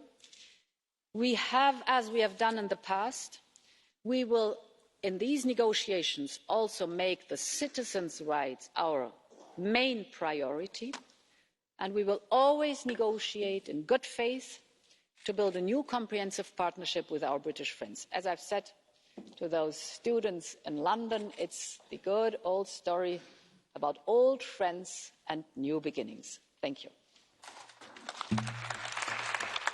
Grazie alla Presidente von der Leyen. Adesso ascoltiamo il parere dei gruppi politici. Per il Partito Popolare, onorevole Hübner. 3 minuti, prego. Thank you, President. Madam President, dear colleagues, in this House, throughout the Brexit process, we have had many meetings with EU citizens, including British nationals. We have listened to their stories and understood better the consequences of Brexit for their rights as European citizens. Their concerns have become ours. In all its resolutions, the European Parliament dealt with citizens' rights, but still today we see risks to the sustainability of commitments agreed in the withdrawal agreement, hence this new resolution. The lack of proper and full implementation of legal solutions on citizens' rights would have a massive impact on people's lives and their life choices. The implementation of the withdrawal agreement matters because it provides a minimum of legal certainty people need. We regret that in spite of the option presented in Article 18.4 of the withdrawal agreement, the UK has chosen to use the application approach for settled status scheme. I regret also that only half of member states seem to use the approach based on declaration. We also deeply regret that the UK government has announced its intention to end free movement of people under the future framework for cooperation. EU citizens, including British nationals, have greatly benefited from the free movement of people, and I still hope that the British government changes its mind on this issue. It would further be crucial that we find the ways toward mutual recognition of qualifications, that it will be possible for citizens to participate in local elections, that there will be good cooperation in the field of family law on the basis of relevant provisions in international law, that potential regulatory divergence will not affect citizens' rights. I appreciate the assurances given to us by the UK government with regard to the functioning of the independent monitoring authority. European Parliament will nevertheless keep a watchful eye on the implementation process. As we have pointed out in our resolution, the shortened transition period means that there is less time to operationalise governance of withdrawal agreement regarding citizens' rights, and that awareness-raising campaign will be as well a matter of priority. Ultimately, the proper and full implementation of citizens' rights would help to build trust needed for successful negotiations on the future. Thank you, President. Onorevole Silva Pereira per il gruppo Socialisti e Democratici, 2 minuti, prego. Thank you, President, Mr. Barnier, dear colleagues. Our first duty as European Parliament, elected directly by the European citizens, is to defend those we democratically represent. That explains why our top priority in terms of Brexit has always been citizens' rights. Not only the rights of EU citizens living in the UK, but also the rights of British citizens living all over the European Union. Listening to the serious concerns expressed by so many citizens and NGOs, we simply cannot ignore that people are extremely worried with the high degree of uncertainty and other damaging implications of Brexit in their lives and legitimate expectations. That is why we are here today, to discuss and approve a political resolution tabled and supported by the leaders of many political groups in this Parliament and designed to convey a strong political message. The UK government can do more and should do more to ensure full protection of citizens' rights in the context of Brexit. We certainly acknowledge the efforts made in such a difficult issue, but the truth is that the EU settlement scheme currently in operation in the UK could easily be more user-friendly and would largely benefit with additional assistance provided to older and more vulnerable citizens. On the other hand, as many applicants are only getting pre-settled status, it would be better to take this procedure as declaratory in nature and to ensure proper review by a truly independent authority. Moreover, a physical document would help to give additional legal certainty and a sense of certainty for the future, not only for citizens, but also for employers and landlords. We do hope to get a positive response from the UK government regarding citizens' rights. Thank you. Onorevole Verhofstadt per il gruppo Renew Europe, 3 minuti, prego. Thank you. So the first thing what I want to do is to thank the President of the Commission, Mrs. von der Leyen, and then also Michel Barnier, naturally, for their strong and continued support on citizens' rights. And I hope that this House, when we vote, I think it's tomorrow we vote on this resolution, that it is done with a huge majority. A huge majority that gives us then a mandate to have final discussions with the UK authorities. That will happen on Thursday. I have been invited by the Secretary of State, Mr. Barclay, and by the new Minister for European Affairs, Mr. Pincher. And it's important that this resolution is massively supported, so that gives us strength on Thursday and Friday, because there are still concerns, dear colleagues, concerns that need to be addressed, and if they are not addressed now, before the end of the month, they will be on the table before the end of the year. I cannot imagine that the European Parliament will agree, for example, on the FTA, without solving the problem and the concerns of the EU citizens and UK citizens, including the freedom of movement. And these concerns are they have already been mentioned by my two colleagues. First of all, the automatic recognition of citizens' rights. There is a Tory government. The Tory government is always saying we want less bureaucracy. Well, okay, let's make less bureaucracy. And the best way to do it is an automatic recognition. So then you don't need all this. The second is a physical document. Why it's necessary? Now the UK authorities are telling us, yeah, but it's not necessary. They have a mail. But can you imagine a woman goes to his parents on the continent, comes back, and on the border, where is your mail? I don't have my mail.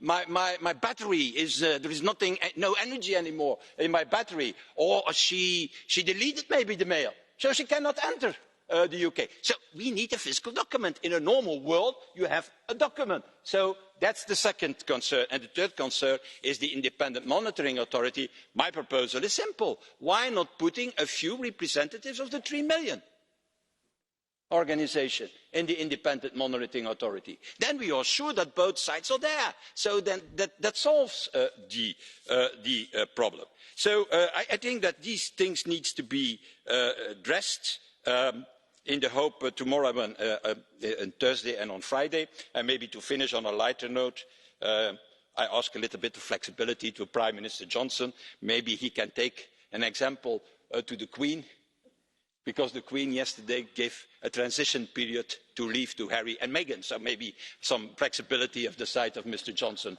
could also be very useful. Grazie. Per il gruppo dei Verdi, il presidente Lamberts, 2 minuti, prego. Merci, Monsieur le Président. On présente souvent l'Union européenne comme un vaste projet principalement économique attaché à la promotion des intérêts des détenteurs de capitaux. Il y a du vrai là-dedans, mais ce n'est pas que ça l'Union européenne. Et les 3 millions de citoyens de l'Union européenne qui vivent au Royaume-Uni et les 2 millions de Britanniques qui vivent dans l'Union européenne le savent bien. La liberté de circuler, la liberté de s'établir pour étudier, pour travailler, pour prendre sa retraite, une liberté octroyée à tous les citoyens de l'Union européenne est probablement une des perles, une des réalisations les plus importantes de l'Union européenne. Et c'est évidemment cela que tous ces citoyens risquent de perdre avec le retrait désormais inéluctable du Royaume-Uni de l'Union européenne. Et en effet, ce Parlement et les négociateurs européens, au premier rang desquels Michel Barnier, nous nous sommes employés à tout faire pour limiter au strict minimum les dégâts, parce que dégâts il y a, occasionnés par le retrait du Royaume-Uni de l'Union européenne. Et je pense que ce qui a été mis dans l'accord de séparation est satisfaisant, mais c'est vrai que nous avons un problème de confiance avec le Royaume-Uni. Il est vrai que les difficultés administratives qui sont mises en place, il est vrai que cette menace qui est écrite noir sur blanc dans la transposition en droit britannique de l'accord de séparation, qui prévoit la possibilité pour le gouvernement britannique de supprimer purement et simplement l'autorité indépendante qui veillera à l'application de l'accord de séparation en termes de respect des droits des citoyens.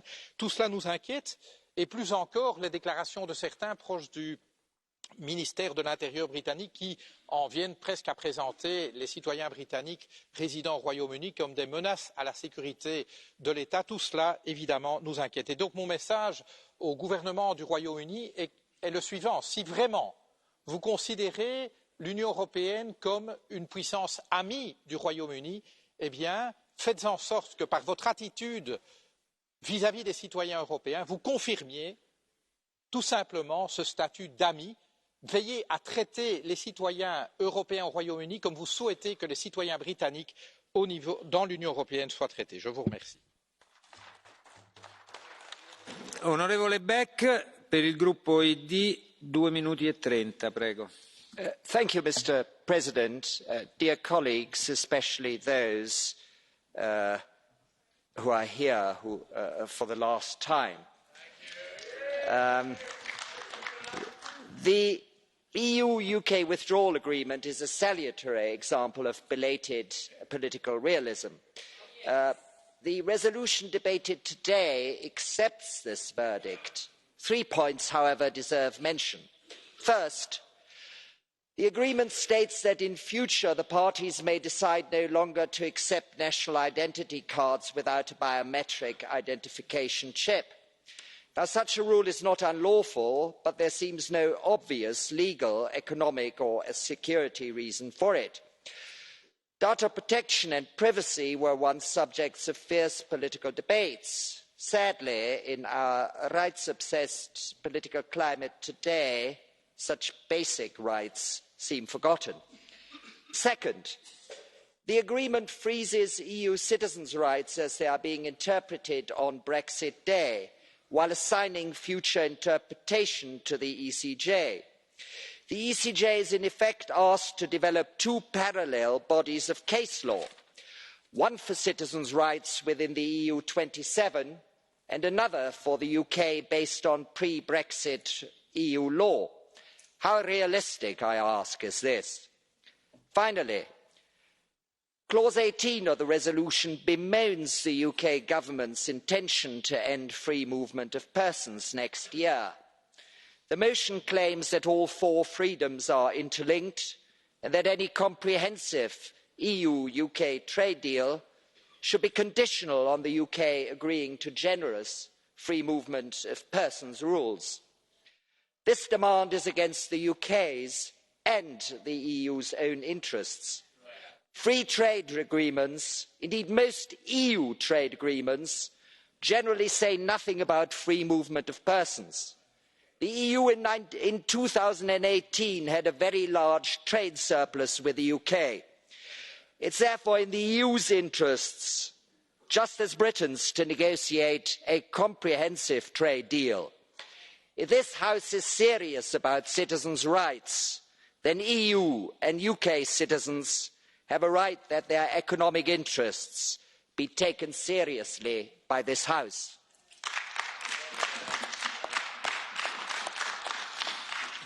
Grazie. Onorevole Van Orden, per il gruppo ECR, 1 minuto e 30. Thank you very much, President. I know that the new Commission President had a very good meeting with the British Prime Minister in London last week. They got on extremely well. The atmosphere was very positive. This is the right approach.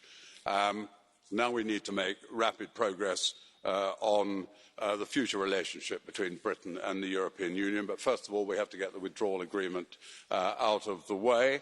As you know, the House of Commons passed by a majority of 99 votes the third reading of the withdrawal agreement last week. It's now moved to the House of Lords. It's the duty of this House to give its assent to the withdrawal agreement so that it can take effect on the 31st of January, and I trust that will happen smoothly.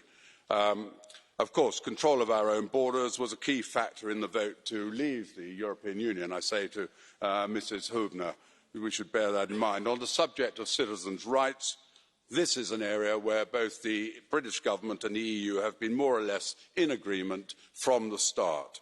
I like the first paragraph of the resolution, believes that part 2 of the withdrawal agreement is fair and balanced. The resolution, quite frankly, should stop there. I feel sure the resolution is designed to be helpful in spite of its misconceptions and some nitpicking. I sincerely hope so, but I'm sure some role will be found for Mr Verhofstadt in the future. Historically, of course, no country equals the United Kingdom in terms of protecting the rights, freedoms and liberties of the individual. Mr President, may I say the resolution focuses disproportionately on the future status of EU citizens in the EU, but pays scant attention to British citizens in the remaining 27 countries of the European Union. One paragraph out of 22. The UK is in an advanced stage of preparation, but hardly any of the remaining member states have published plans as to how the system will work for British citizens resident in their countries. Just as the British authorities will look after those within their jurisdiction, I very much hope in future, in the absence of British MEPs, this Parliament, along with national parliaments, will be rigorous in ensuring that British citizens in the EU countries are properly treated. Thank you. Grazie. Per il gruppo della GUE, Presidente Schirdewan, prego, 2 minuti e 30. Ja, vielen Dank, Herr Präsident. Wir müssen heute über die Rechte derjenigen reden, die ihren Anteil leisten am Wohlergehen und auch am Wohlstand in der britischen Gesellschaft, sei es in der Pflege, in der Forschung oder auch als Selbstständige. Und auch wenn wir der Entscheidung Großbritanniens, die Europäische Union Ende dieses Monats zu verlassen, natürlich nicht im Wege stehen, so werden wir uns doch jedem Versuch in den Weg stellen müssen, dafür die Bürgerinnen und Bürger, sowohl die britischen als auch die Bürgerinnen und Bürger der EU, zahlen zu lassen. Und diese Debatte ist deshalb notwendig geworden, weil es die begründete Sorge gibt, dass die Übereinkunft bezüglich der Bürgerrechte und damit der zusammenhängenden sozialen Rechte im Zuge der Scheidung, des Scheidungsprozesses zwischen der Europäischen Union und Großbritanniens nicht 1:1 umgesetzt wird. Dies betrifft vor allem die Regelungen zum Aufenthaltsstatus, etwa von selbstständigen Dienstleistern, ebenso wie die Anwendbarkeit dieser Regelungen für schutzbedürftige Personen oder Ältere. Und dennoch müssen wir auch jetzt schon an die zukünftige Beziehung zwischen der Europäischen Union und Großbritannien denken. Dabei geht es um weit mehr, wie wir alle wissen, als um ein Handelsabkommen. Es geht um die Regelung jedes einzelnen politischen, wirtschaftlichen, aber auch ökologischen Aspekts, der das Zusammenleben dies und jenseits des Kanals zukünftig mitbestimmen wird. Und angesichts der Komplexität und der Vielzahl der politischen Aspekte, die von der Scheidung betroffen sind, ist doch allen klar, dass es nicht gelingen kann, etliche internationale Abkommen in nur 11 Monaten miteinander auszuverhandeln. Wer etwas anderes behauptet, streut den Leuten wissentlich Sand in die Augen. Deshalb ist es notwendig, dass die Regierung von Boris Johnson meiner Ansicht nach rechtzeitig eine Verlängerung der Übergangsphase beantragt, damit eben die Bürgerrechte geschützt werden können und damit ihm und uns die Zeit gegeben wird, die es braucht, nicht mehr und nicht weniger. Geschieht dies nicht, das muss man hier auch noch mal ausdrücklich betonen, geschieht dies nicht, steht noch immer die Gefahr eines harten Brexit mit all seinen negativen Konsequenzen im Raum. Meine Fraktion hat sich in den zurückliegenden Jahren immer dafür eingesetzt, den Friedensprozess in Nordirland zu sichern und die sozialen Rechte der Betroffenen zu schützen. Das werden wir auch in Zukunft tun. Es darf zu keiner Senkung von Standards kommen, weil die Regierung in Großbritannien auf die schlechte Idee eventuell kommt, dass mit einem Dumpingwettbewerb sich wirtschaftliche Wettbewerbsvorteile erschleichen lassen. Das ist nicht hinnehmbar, weder in sozialen Fragen noch in der Steuerpolitik, weder in ökologischen Fragen noch beim Verbraucherschutz. Und abschließend möchte ich die Gelegenheit dieser Debatte im Namen meiner Fraktion nutzen, den britischen Kolleginnen und Kollegen zu danken, mit denen wir in der Vergangenheit konstruktiv für ein besseres Europa gearbeitet und auch gestritten haben. Ihr werdet uns fehlen. Grazie. Non iscritti, onorevole Phillips, prego, un minuto. Discussed, the UK has opened its EU settlement scheme. We've made plain now for 3 years that those who have made Britain their home should have the right to remain on equal terms with all of those who live in my welcoming and wonderful nation, but not with super rights. No freedom of movement, fairness, not favouritism. Because in elevating Europeans to the top of the pile, what you are suggesting is that the Africans, the Asians, the Americans and the Antipodeans, who also call the UK home, are somehow second-class citizens. And that is something that my nation will not abide. Now, I'm actually quite reassured listening to what's been so far a constructive debate today, but I do want to suggest to other politicians here who I've heard previously become sanctimonious and sobbing and scaremongering about the future rights of EU citizens that Britain is a kind, welcoming and open country. Do not give misinformation to people and make them fearful that they will not have residency. Let's work together, because we are going to become an independent nation with an independent immigration policy, and we are prepared to work with you to make sure that everybody is protected. Grazie. Onorevole González Pons, un minuto e 30. I'm going to speak in English because I want to be heard in English. British people must know that despite Brexit, despite all the things that happened during these last 4 years, they will always be welcome in the European Union. Because Europe is not about where you come from, but it's about where you want to go. Countries can be separated, families cannot. Today, there is more than 1 million Britons living in other EU countries, lots of them in my own country, in Spain. I want to address them directly today. Many of you have built your lives here, in Europe. Many of you have married here. Some of you have children that were born here.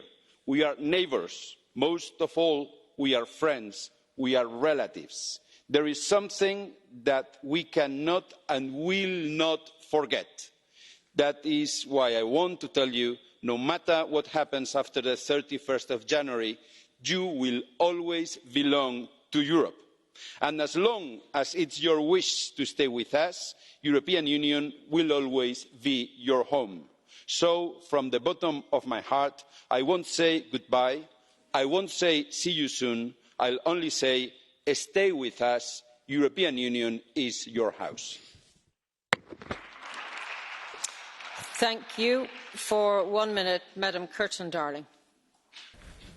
Thank you, President. In the Petitions Committee, we've heard the voices of citizens from across Europe, desperate about what will happen to their rights, their lives, their jobs, their families. Most of these citizens, whether EU27 nationals in the UK or UK citizens in the rest of the EU for longer than 15 years, had no voice or vote in the decision that most acutely affects their lives. They are the children of this great continental peace project, taking up the dreams of the original founders of these institutions and building lives based on the common rights that we share. And we have, above all, a moral duty towards those who had no vote and are being further disenfranchised. We've consistently stated that guaranteeing citizens' rights is a red line for any Brexit deal. We must stick to that. We know the outstanding problems and we have to be brave and see action before we vote on that deal in a few weeks. Thank you. Thank you. Madam Voden for 1 minute.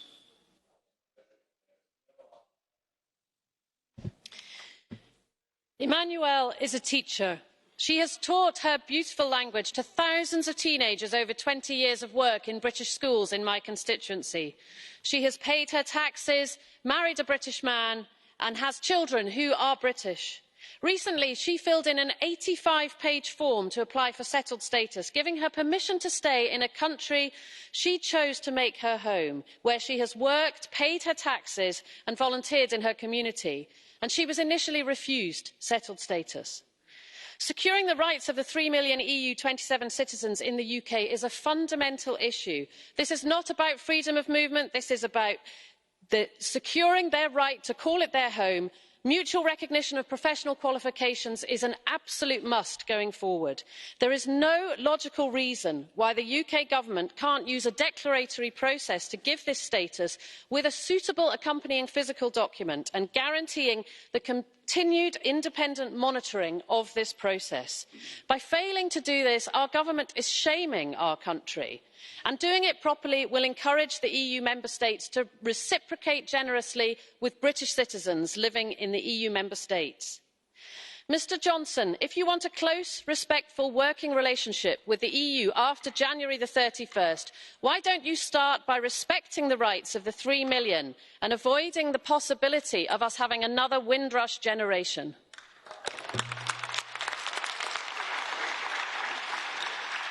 Madam Voden, Mr Van Orden would like to ask you a question. Will you take a question? The answer is no. So quiet, please. Mr Allard, for 1 minute. Merci beaucoup. I am one of the EU citizens, of the EU national, who's been asked to apply for this settled status. I lived in Scotland for more than 35 years. I came because of freedom of movement. I don't understand how we ended up there. This UK settled scheme is not fit for purpose. How can this Parliament protect its own citizens, the 3 million of EU nationals like me living in the UK? Let me remind you that this issue was one of the EU red lines for any agreement. We learned today that the European Court of Justice will be the ultimate arbiter and that UK court will have to comply. How much is this promise worth, and particularly if it expires after 8 years? And we see what's happening with the court this week. I have my doubts. I'm very, very worried of what's going to happen next. The UK settlement scheme is not fit for purpose. I won't apply to be denied my right to live in my own home. The application process must be scrapped and our rights must be automatically protected. As for Scotland, the people living in Scotland made it clear, Scotland must remain in the EU.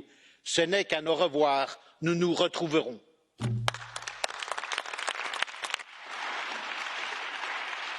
Mr Allard, Mr Van Orden is going to try again to ask a question. Will you accept a question from Mr Van Orden? No, merci beaucoup. If you refuse the third time, I give up. But let's see what happens. I'm in jolly mood. Let's listen to his point of information. Let's see if that raises... I worry when you applaud me. Thank you for your indulgence, Madam President. I just want to say to the last two colleagues that have spoken, there are 2.6 million people who have applied for settled status. Only five have been refused on grounds of criminality. Okay, Mr. Van Orden. Please, colleagues. It's not a question. In fact, it was a point of order, and I will allow you, if you want to respond to the point of order, to take the floor for 30 seconds. Thank you very much. I will respond to it, because we heard that before, that most people who have applied have managed to have settled status. 47% of the people who applied have been denied settled status and need to reapply. If you apply for something and it is refused, of course it is refused. All these people have been refused settled status. This is not on. Go back to London and tell Boris Johnson. No, Mr. Van Orden, I've been more than willing to give you the floor, but not now. Mr. Turch, for 1 minute, please. Sí, muchas gracias, presidenta. Con el Brexit, la verdad es que un poquito más de tolerancia por parte de cierta gente quizá hubiera mantenido a los británicos dentro de la Unión Europea. Quizá este tipo de matonismo explica muchas cosas. Con el Brexit, el 31 de enero, se cumple la voluntad del pueblo británico. Esta decisión británica debía de haber llevado a la Unión Europea a una reflexión autocrítica. Y ha sido al contrario. En vez de debatir las causas, se atacó furiosamente a quien se va. Nosotros lamentamos el Brexit. Los británicos tienen dos grandes virtudes, el coraje y el amor a la libertad.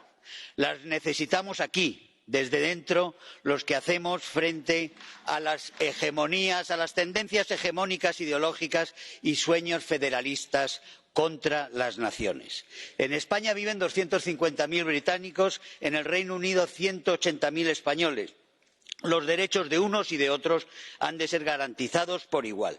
Por eso, por tanto, tenemos muchas razones para ser exquisitos con la reciprocidad. Las relaciones con Londres parecen ser más fáciles desde las capitales europeas que desde Bruselas, porque desde Bruselas parece haber un espíritu de revancha que lo dificulta todo. Madam Rego, for 1 minute.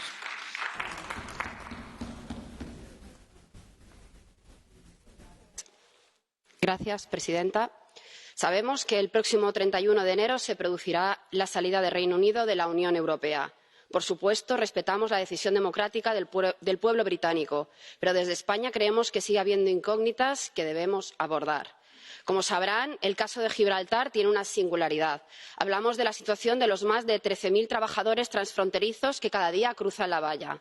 Sus políticas neoliberales han convertido al campo de Gibraltar en una de las zonas más empobrecidas de Europa. Se trata de un problema estructural que genera un paro del 27%, que en el caso de los más jóvenes alcanza el 70%. Y aunque el artículo 24 del acuerdo de salida supone algún avance respecto a la situación, no resuelve ni concreta ninguna medida que garantice que las personas trabajadoras desplazadas no pierdan derechos como las prestaciones por desempleo o incluso las pensiones. Con este acuerdo ya han garantizado los beneficios de las élites económicas. Ahora nosotras reclamamos su firme compromiso para que nuestros trabajadores y nuestras trabajadoras no se queden atrás. Gracias. Thank you. Madam Widdicombe, 1 minute. Thank you very much. I'd like to focus, please, on paragraph 18 of the document, which says that the Parliament regrets that the EU has announced the principle of free movement will end. I have to say very clearly that the ending of free movement was a massive factor in the British public's decision to leave the EU. It was one of the biggest driving forces. And yet there appears to be within this Parliament today political myopia towards that. You're actually trying to tell Britain that we shouldn't have an application process. It should have just been declaratory. We shouldn't dare to ask for proof in order to back up statements in an application. The British people expect the British government to end free movement and to do it in a way which is effective, not merely nominal. And the sooner that this Parliament wakes up to that, the sooner we will actually get the right sort of dialogue. Yeah.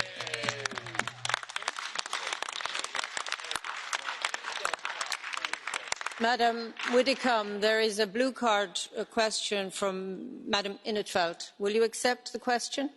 Yes. Thank you. Please, 30 seconds. Thank you, Madam Chair. Mrs Widdicombe, I hear you say the British people want this or that, but isn't it true that only 43% of the people voted for your political agenda, and it's only because of your electoral system that Mr Johnson has a majority of seats in Parliament, but that the majority of the British people actually did not vote for a Brexit party? Isn't that true, Mrs Widdicombe? 17.4 million people in the biggest democratic turnout in British history voted to leave. We ended up in the European elections as the single biggest party in this Parliament. Why? Why did Boris Johnson get such a massive majority in the last election? Because his basic promise was get Brexit done.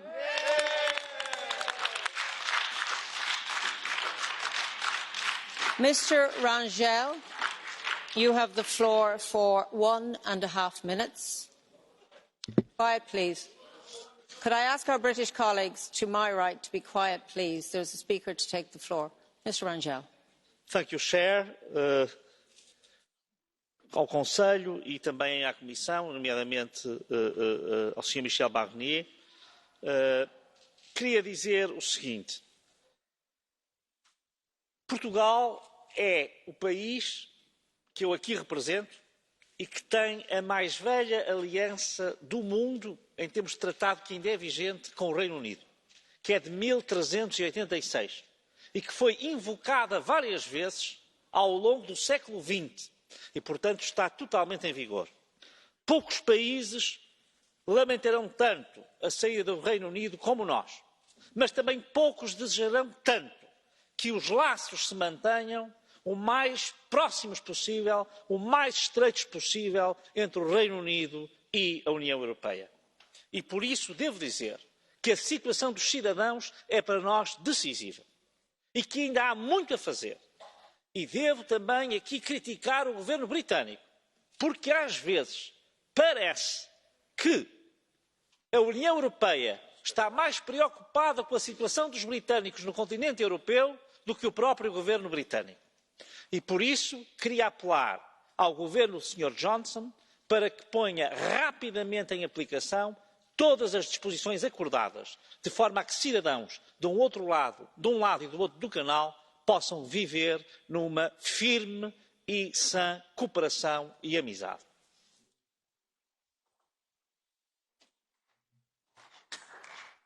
Thank you. For 1.5 minutes, Mr Moraes.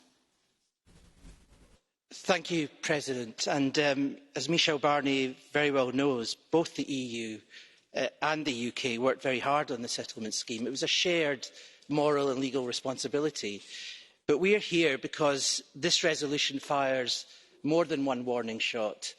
And people are concerned. That's why the Commission President, when she asked for questions, heard the concerns of people on citizens' rights. Why? I give you one example. The Prime Minister just recently, in his decision to revise the Withdrawal Agreement bill to allow the Independent Monitoring Authority, people talk about Windrush, and this is responsible for overseeing UK policies towards EU citizens, he decided to delegate its powers to other bodies. Instead of strengthening the independent body, given the history of our immigration and nationality system, given the injustices, given the shared moral and legal responsibility, this is the direction we were moving in. So let's be clear, these are genuine concerns of EU citizens, and I say to Council, we have genuine concerns of UK citizens in the rest of the European Union. If we don't get this right, this will be a deep scar and continuing injustice that will define what happens in the future agreements. Of course it will be, for many years to come. So when people talk about the physical document or they talk about the declaratory system, they're not talking about details, they're talking about a system that may create injustice, that would go on for years, that would have no independent resolution, and that would be part of the jurisprudence and moral narrative that is built. That is why Michel Barnier and others made citizens' rights so important in the first place, and that is why this resolution fires the warning shot which must be heard. Thank you. For 1 minute, Monsieur Durand. Oui, merci Madame la Présidente. Juste un mot pour dire quelle est la raison pour laquelle cette résolution est aussi importante. J'avais le sentiment, comme un grand nombre de mes collègues avant cette intervention aujourd'hui, de savoir que la question des citoyens était une question qui devait être prioritaire et au cœur des négociations qui viennent. Et je voulais que M. Michel Barnier, dont je sais le travail qu'il a déjà fait, ait conscience que le Parlement sera derrière lui de manière unanime pour rappeler qu'il n'y aura pas d'accord possible dans le futur si on n'intègre pas le droit des citoyens. Et je suis d'autant plus persuadé de ce que je dis maintenant et de la nécessité de cette résolution et de la nécessité que nous la votions très largement. C'est quand j'entends l'extrême droite britannique venir là, aujourd'hui, après les mensonges qu'ils ont faits pour obtenir leur victoire scandaleuse au Brexit, venir quémander un accord commercial avec l'Union européenne tout en ne respectant pas les droits des citoyens. C'est une honte et je leur dis clairement en face, il n'y aura pas d'accord si vous ne respectez pas le droit des gens. C'est une règle que ce Parlement vous imposera de gré ou de force. Colleagues, we have 16 catch the eye requests, so I now close the list because we will not be able to take everyone at the end of the debate. I now move to our next speaker, Madam Reintke, for 1 minute. Thank you, Madam Chair. And this is probably going to be the most difficult speech that I'm going to give as a member of this Parliament. I ran to be an MEP to fight for more rights for citizens in the European Union, and now millions of European citizens are going to lose rights. And there is absolutely no way for me to talk this positive in any way. But I would like to end, and we are approaching the Brexit date, I would like to end with 2 positive messages. And the first one is that all EU citizens in the UK have to be absolutely sure about the fact that there are dozens and hundreds of MEPs working here in this Parliament to keep this your Parliament as well. We will work tirelessly to defend your rights here in this Parliament. And the second one, and this goes out to all the people in the UK who are heartbroken right now. And I know that even with this movement that is unique in European history, it has not been possible to put this decision back to the people. But these demonstrations and all the signs and all the tweets and all your votes, they were not in vain. You built something absolutely beautiful over the past years. And this is the largest pro-European citizens movement that we have seen. And we will build on that. And trust me, one day I will see British MEPs being re-elected to this chamber. Thank you very much. Thank you. 1 minute, Mr. Fidanza. Grazie Presidente. Con buona pace di politici e commentatori mainstream, il popolo britannico ha una volta di più espresso la sua volontà. Può piacere o no, a noi dispiace, ma si chiama democrazia. Ora siamo tutti chiamati a costruire una nuova e positiva cooperazione tra l'Unione Europea e il Regno Unito. La tutela dei diritti dei cittadini comunitari residenti nel Regno Unito è certamente uno degli aspetti più sensibili, ma dobbiamo riconoscere che si stanno facendo passi avanti positivi, anche se certamente bisogna migliorare le procedure burocratiche per consentire a chi ne ha diritto di fare per tempo la richiesta di residenza permanente. Nel Regno Unito vivono circa 700.000 italiani, moltissimi giovani di recente emigrazione. nazione. A loro non dobbiamo soltanto garantire la tutela dei diritti di permanenza, ma dobbiamo restituire la speranza di poter tornare a casa in Italia e costruirsi lì una nuova vita. Anche questo è un loro diritto fondamentale.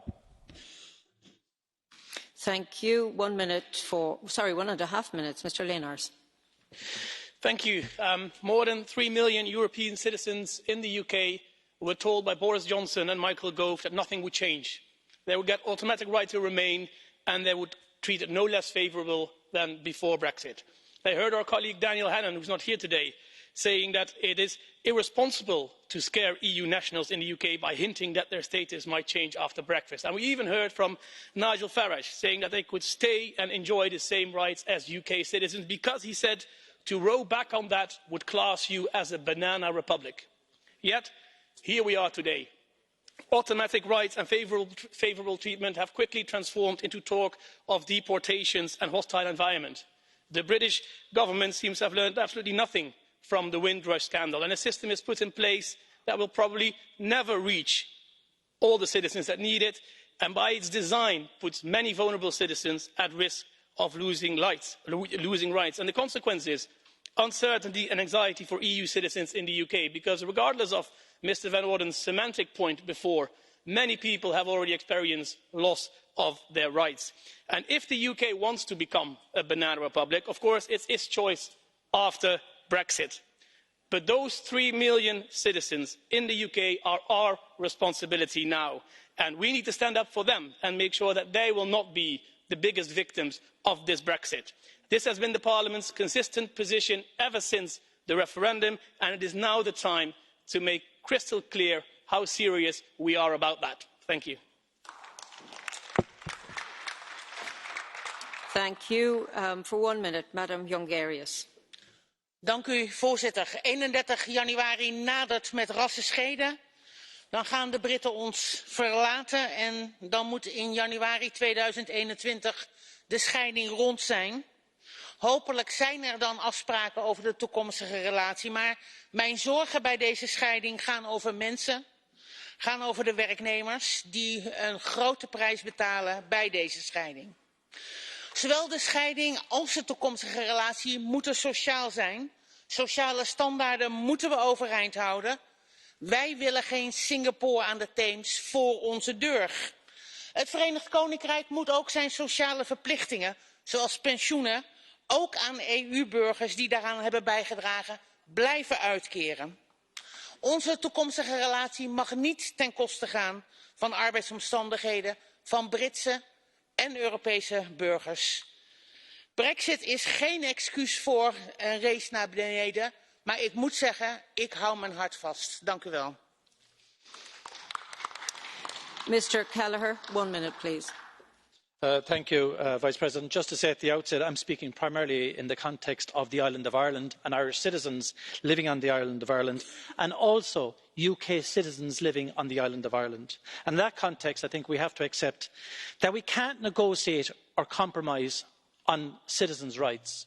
We can compromise on financial services, on agricultural products, on trade and commerce. But the very essence of the European Union and the very essence of the Irish Republic is citizens' rights. And we have to ensure they're upheld and maintained. We have a common travel area between the United Kingdom of Great Britain and Northern Ireland and the Republic.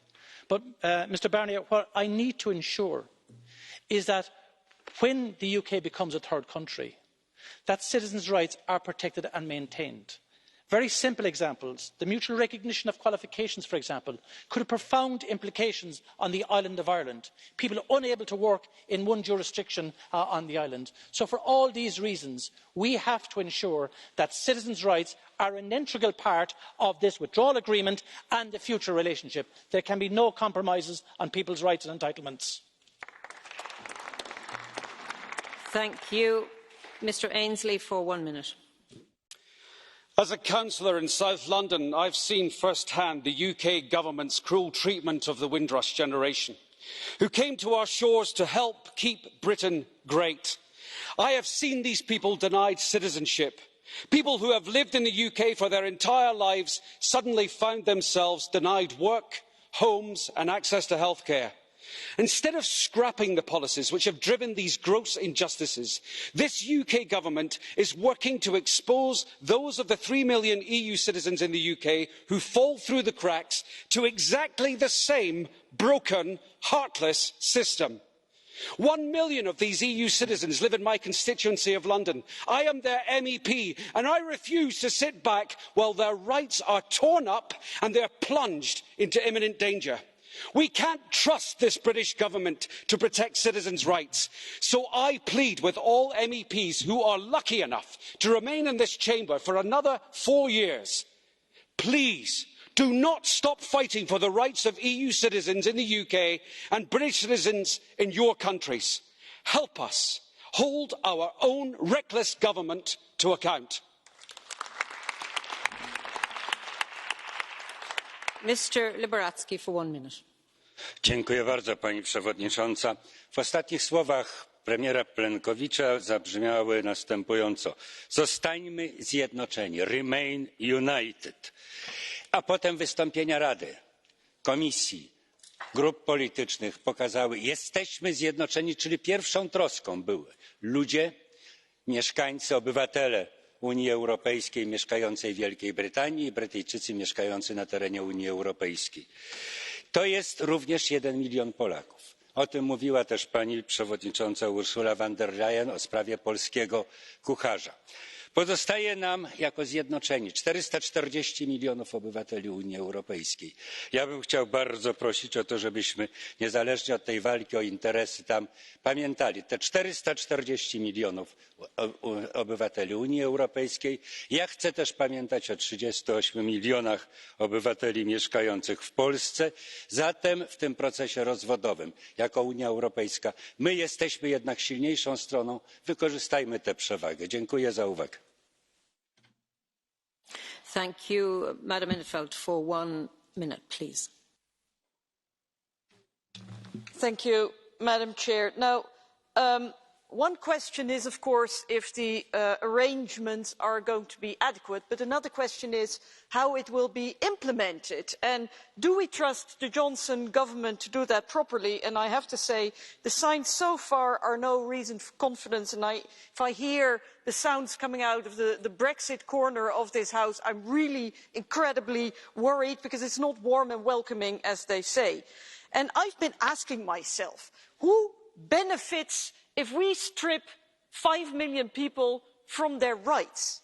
What is the purpose of leaving 5 million citizens in limbo? Why do they have to be penalised? What is their crime? And the point is, there is no purpose, there is no reason, nobody benefits. It's a stupid, vindictive campaign against people who've done nothing wrong, who didn't even have a vote. Now, no democracy should treat its citizens this way. No government has the right to just remove citizens' rights or to retroactively impose new requirements, because citizenship is a right. It is not a privilege that can be removed at a whim, at the simple stroke of a pen. So we'll stand up for all 5 million EU citizens. Thank you. Thank you. Madam, there is a blue card request from Mr. Rowland. Will you accept? No. I'm sorry, Mr. Rowland, you've been refused. Madam Widdicombe is waving her blue card, but Madam, you have already had the floor. So I will move immediately to the next speaker on my list, which is Madam Dowding, for 1 minute, please. To put this debate in context today, the latest poll in the UK says that the majority of UK voters would prefer to remain in the European Union, by 52% to 48%, the very same margin that won the Brexit referendum 3 years ago, but is now reversed. With over 3 million EU citizens in the UK, thousands of Europeans who made my constituency in the northwest of England their home, who are valued by their employers and neighbours and friends, we absolutely need to ensure that citizens' rights are properly protected and people are treated fairly and lawfully. Right now, critical issues are arising for citizens who are currently applying for settled status. Reports by lawyers indicate that despite the UK government claiming that the process should take 1 to 4 days, some people are waiting months, leaving them without essential status documentation and rendering them unable to get jobs or rent a home. This is not a demonstration of a system offering kindness and consideration.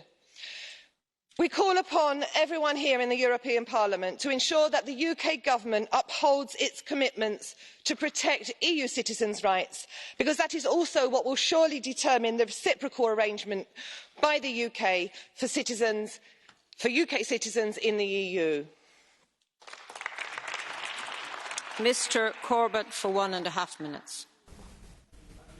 Parliament, Madam President, is right to debate this today ahead of its vote in 2 weeks' time on the Brexit Withdrawal Agreement. It's right to do so because from the very start of this process, the Conservative government has made things difficult for citizens of other EU countries in Britain. First, it used them as bargaining chips in the negotiations, and now it is unwilling to provide a system that gives them full guarantees. Let me take just one example. The refusal to give a physical document. That seems designed to make it difficult for citizens to prove their status to prospective employers or to landlords. It seems designed to make life difficult for them. And now Boris Johnson has an increased majority. One, let us recall, on only 43% of the vote. One despite 53% voting for parties offering a new referendum on Brexit. But he will use this majority to harden his Brexit. We already have seen him put in law, British law, a refusal to extend the negotiating period beyond a year. The UK government wants the shortest possible transition period, making it impossible, frankly, to solve the plethora of problems that Brexit will throw up, these included. Instead, the UK government must listen to this Parliament and remember that the European Parliament also needs to approve the withdrawal agreement, and above all, it should use the transition period to reflect again on the question of freedom of movement and let another generation enjoy the rights that our generation had the privilege to have. Thank you very much. There is a blue card request from Mr Rowland. Mr Corbett, can I predict the answer? No, merci. We move to the next speaker on our list for 1 minute, which is Madam Nechinga. Thank you. The UK joined the European Community before I was born. For 47 years, EU citizens have been confident of their rights in the UK. A friend of mine who moved to the UK 40 years ago thought she would never have to choose between her birth country and the UK. Her rights have been changed hugely by Brexit, and that is a very different situation from all those who moved to the UK from the rest of the world. My friend married, brought up her children, divorced, worked for decades as a chaplain supporting the most vulnerable in her community. Now in her late 70s, she is razor sharp and fully aware of the impact Brexit has on her and her rights. But there are many like her, elderly women who moved to the UK with their husbands over 40 years ago, who are not so able. Many who have dementia or other health issues, which make it even harder to prove their right to remain. Just as importantly, their rights to access critical services such as health and social care. The current application process is not easy, particularly for those who are unaccustomed to filling in online forms. The information that only a tiny proportion are refused is yet another example of why so many do not trust the Conservatives.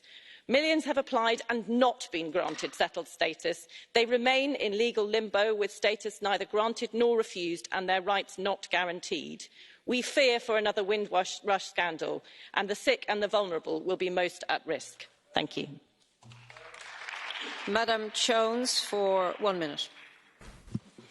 Thank you. Colleagues, this debate reminds us that Brexit will not be done on the 31st of January. It's not a ready meal, as Mr Johnson would have us believe. It's a complex dish that's never been cooked before, has no recipe, 2 chefs in different kitchens. It'll cost us a fortune and it risks giving us all indigestion for many years to come.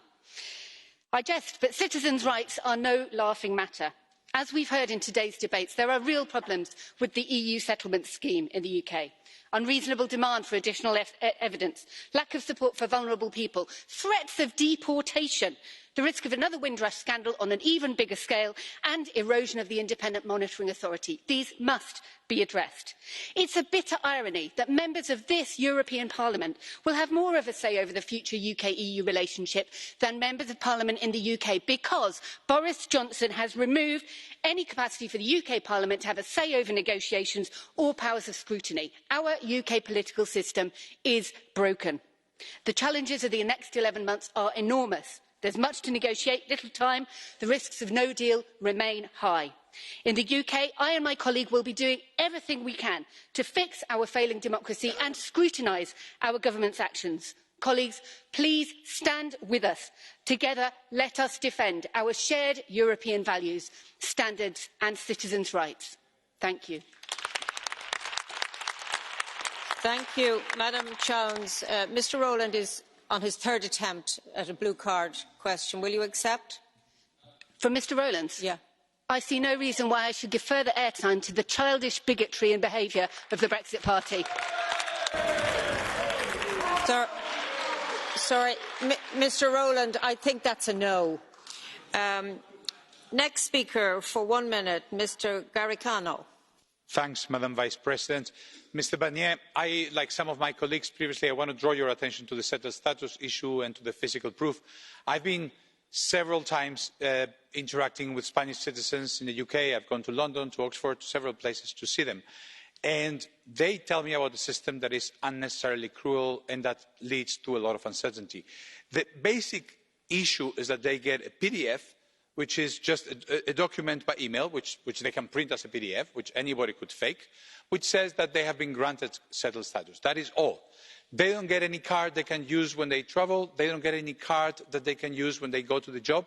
They don't know if next time they come to the UK, somebody's not going to find their status. There is a very easy solution to that, which is a card with your photo, which they could get like you get in the US when you're a permanent resident.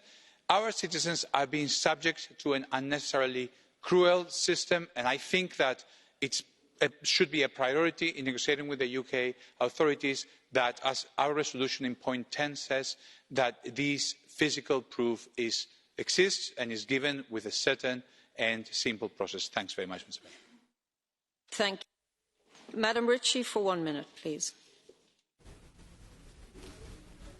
The big issue today breaks into 2 parts: the rights of EU citizens in the United Kingdom and the rights of EU 27 citizens, British citizens in the EU 27 countries. But the underlying problem is the same: right-wing, dictatorial, nationalistic populism.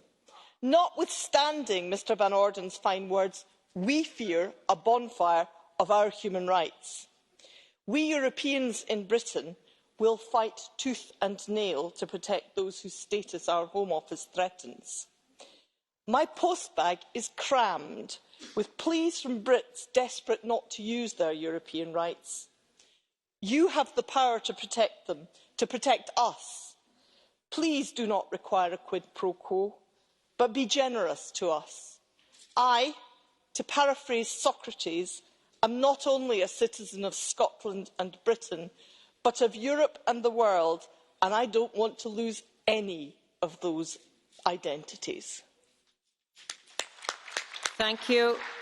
Madam Ritchie, Mr Rowland is requesting a question to you. Will you accept? I would refer to Ms Chown's response. I'm sorry, Mr Rowland, but you've been refused again. We move now to Madam von Wiesa for 1 minute. Thank you. I am one of 3 million EU citizens who were denied the vote in the 2016 referendum. I now have a British passport, but it cost me nearly £1,500. Many simply cannot pay this fee, even if they qualify. This deliberate tax on voting is part of the UK government's hostile environment for unwanted residents. I have long called on our government to lower the fee for becoming British. But cost is only one hurdle. Losing EU citizenship is another. EU members should allow UK residents to retain their original citizenship, whether they become British during the transition period or after. It is crucial for them to know that they will not lose their rights as EU citizens. Finally, I call on the EU to create an associate EU citizenship for those UK nationals who, like many of my constituents, wish to remain close to our European neighbours and continue to enjoy the freedoms under the EU Treaty. This is good for the UK, for UK citizens, it is good for the EU, who will benefit from inward investment, and it is good for the continuation of the friendly relationships we so urgently need. Thank you. Thank you. Madam, Mr. Rowland would like to ask you a question. Will you accept? It's another no. I'm sure it's not personal, but the lady says no. We now move to catch the eye. Mr. Kelly, 1 minute. Whether we like the first past the post system or not, that's the system in the United Kingdom, and with the motto "Get Brexit done," Boris Johnson won an overwhelming majority. Brexit will be done in 17 days' time. No country will regret it more than my country, Ireland. While we have a shared history, we have very close neighbours, we get on better now than ever before, and we have very close economic ties. So I would like to thank all the MEPs from the United Kingdom who have been great friends of ours for many, many years in the European Parliament. Reality, though, must be accepted by everybody, so we must move on now to the next stage, and it should be about get the FTA done. And that means goodwill on all sides, and as Guy Verhofstadt said, unless citizens' rights are properly addressed, it is hard to see how the Parliament could accept an FTA. So that means that we sit down in a mature way and forget about the sound bites and get the FTA done properly. That will bring results. Ms. Ward, please. I and millions of British and European citizens are about to have many of our rights ripped away from us as a result of a highly flawed, poor quality democratic process subject to foreign interference, misinformation and even illegality, that saw a shameful narrowing of the franchise worthy of a tin pot dictatorship rather than a mature Western democracy. This means that the three groups of people who are most impacted by Brexit had no say in their future. I'm speaking of all the young people whose lives will be limited in opportunity, not to mention the child refugees that the Conservatives refuse to consider. Then there's millions of EU 27 citizens who live, study, work and pay into the tax economy in the UK, and British citizens in the EU, including the elderly, who may find themselves isolated without healthcare and social protection. We can never legislate for the changing complexities of individual family life. This is a future Windrush waiting to happen.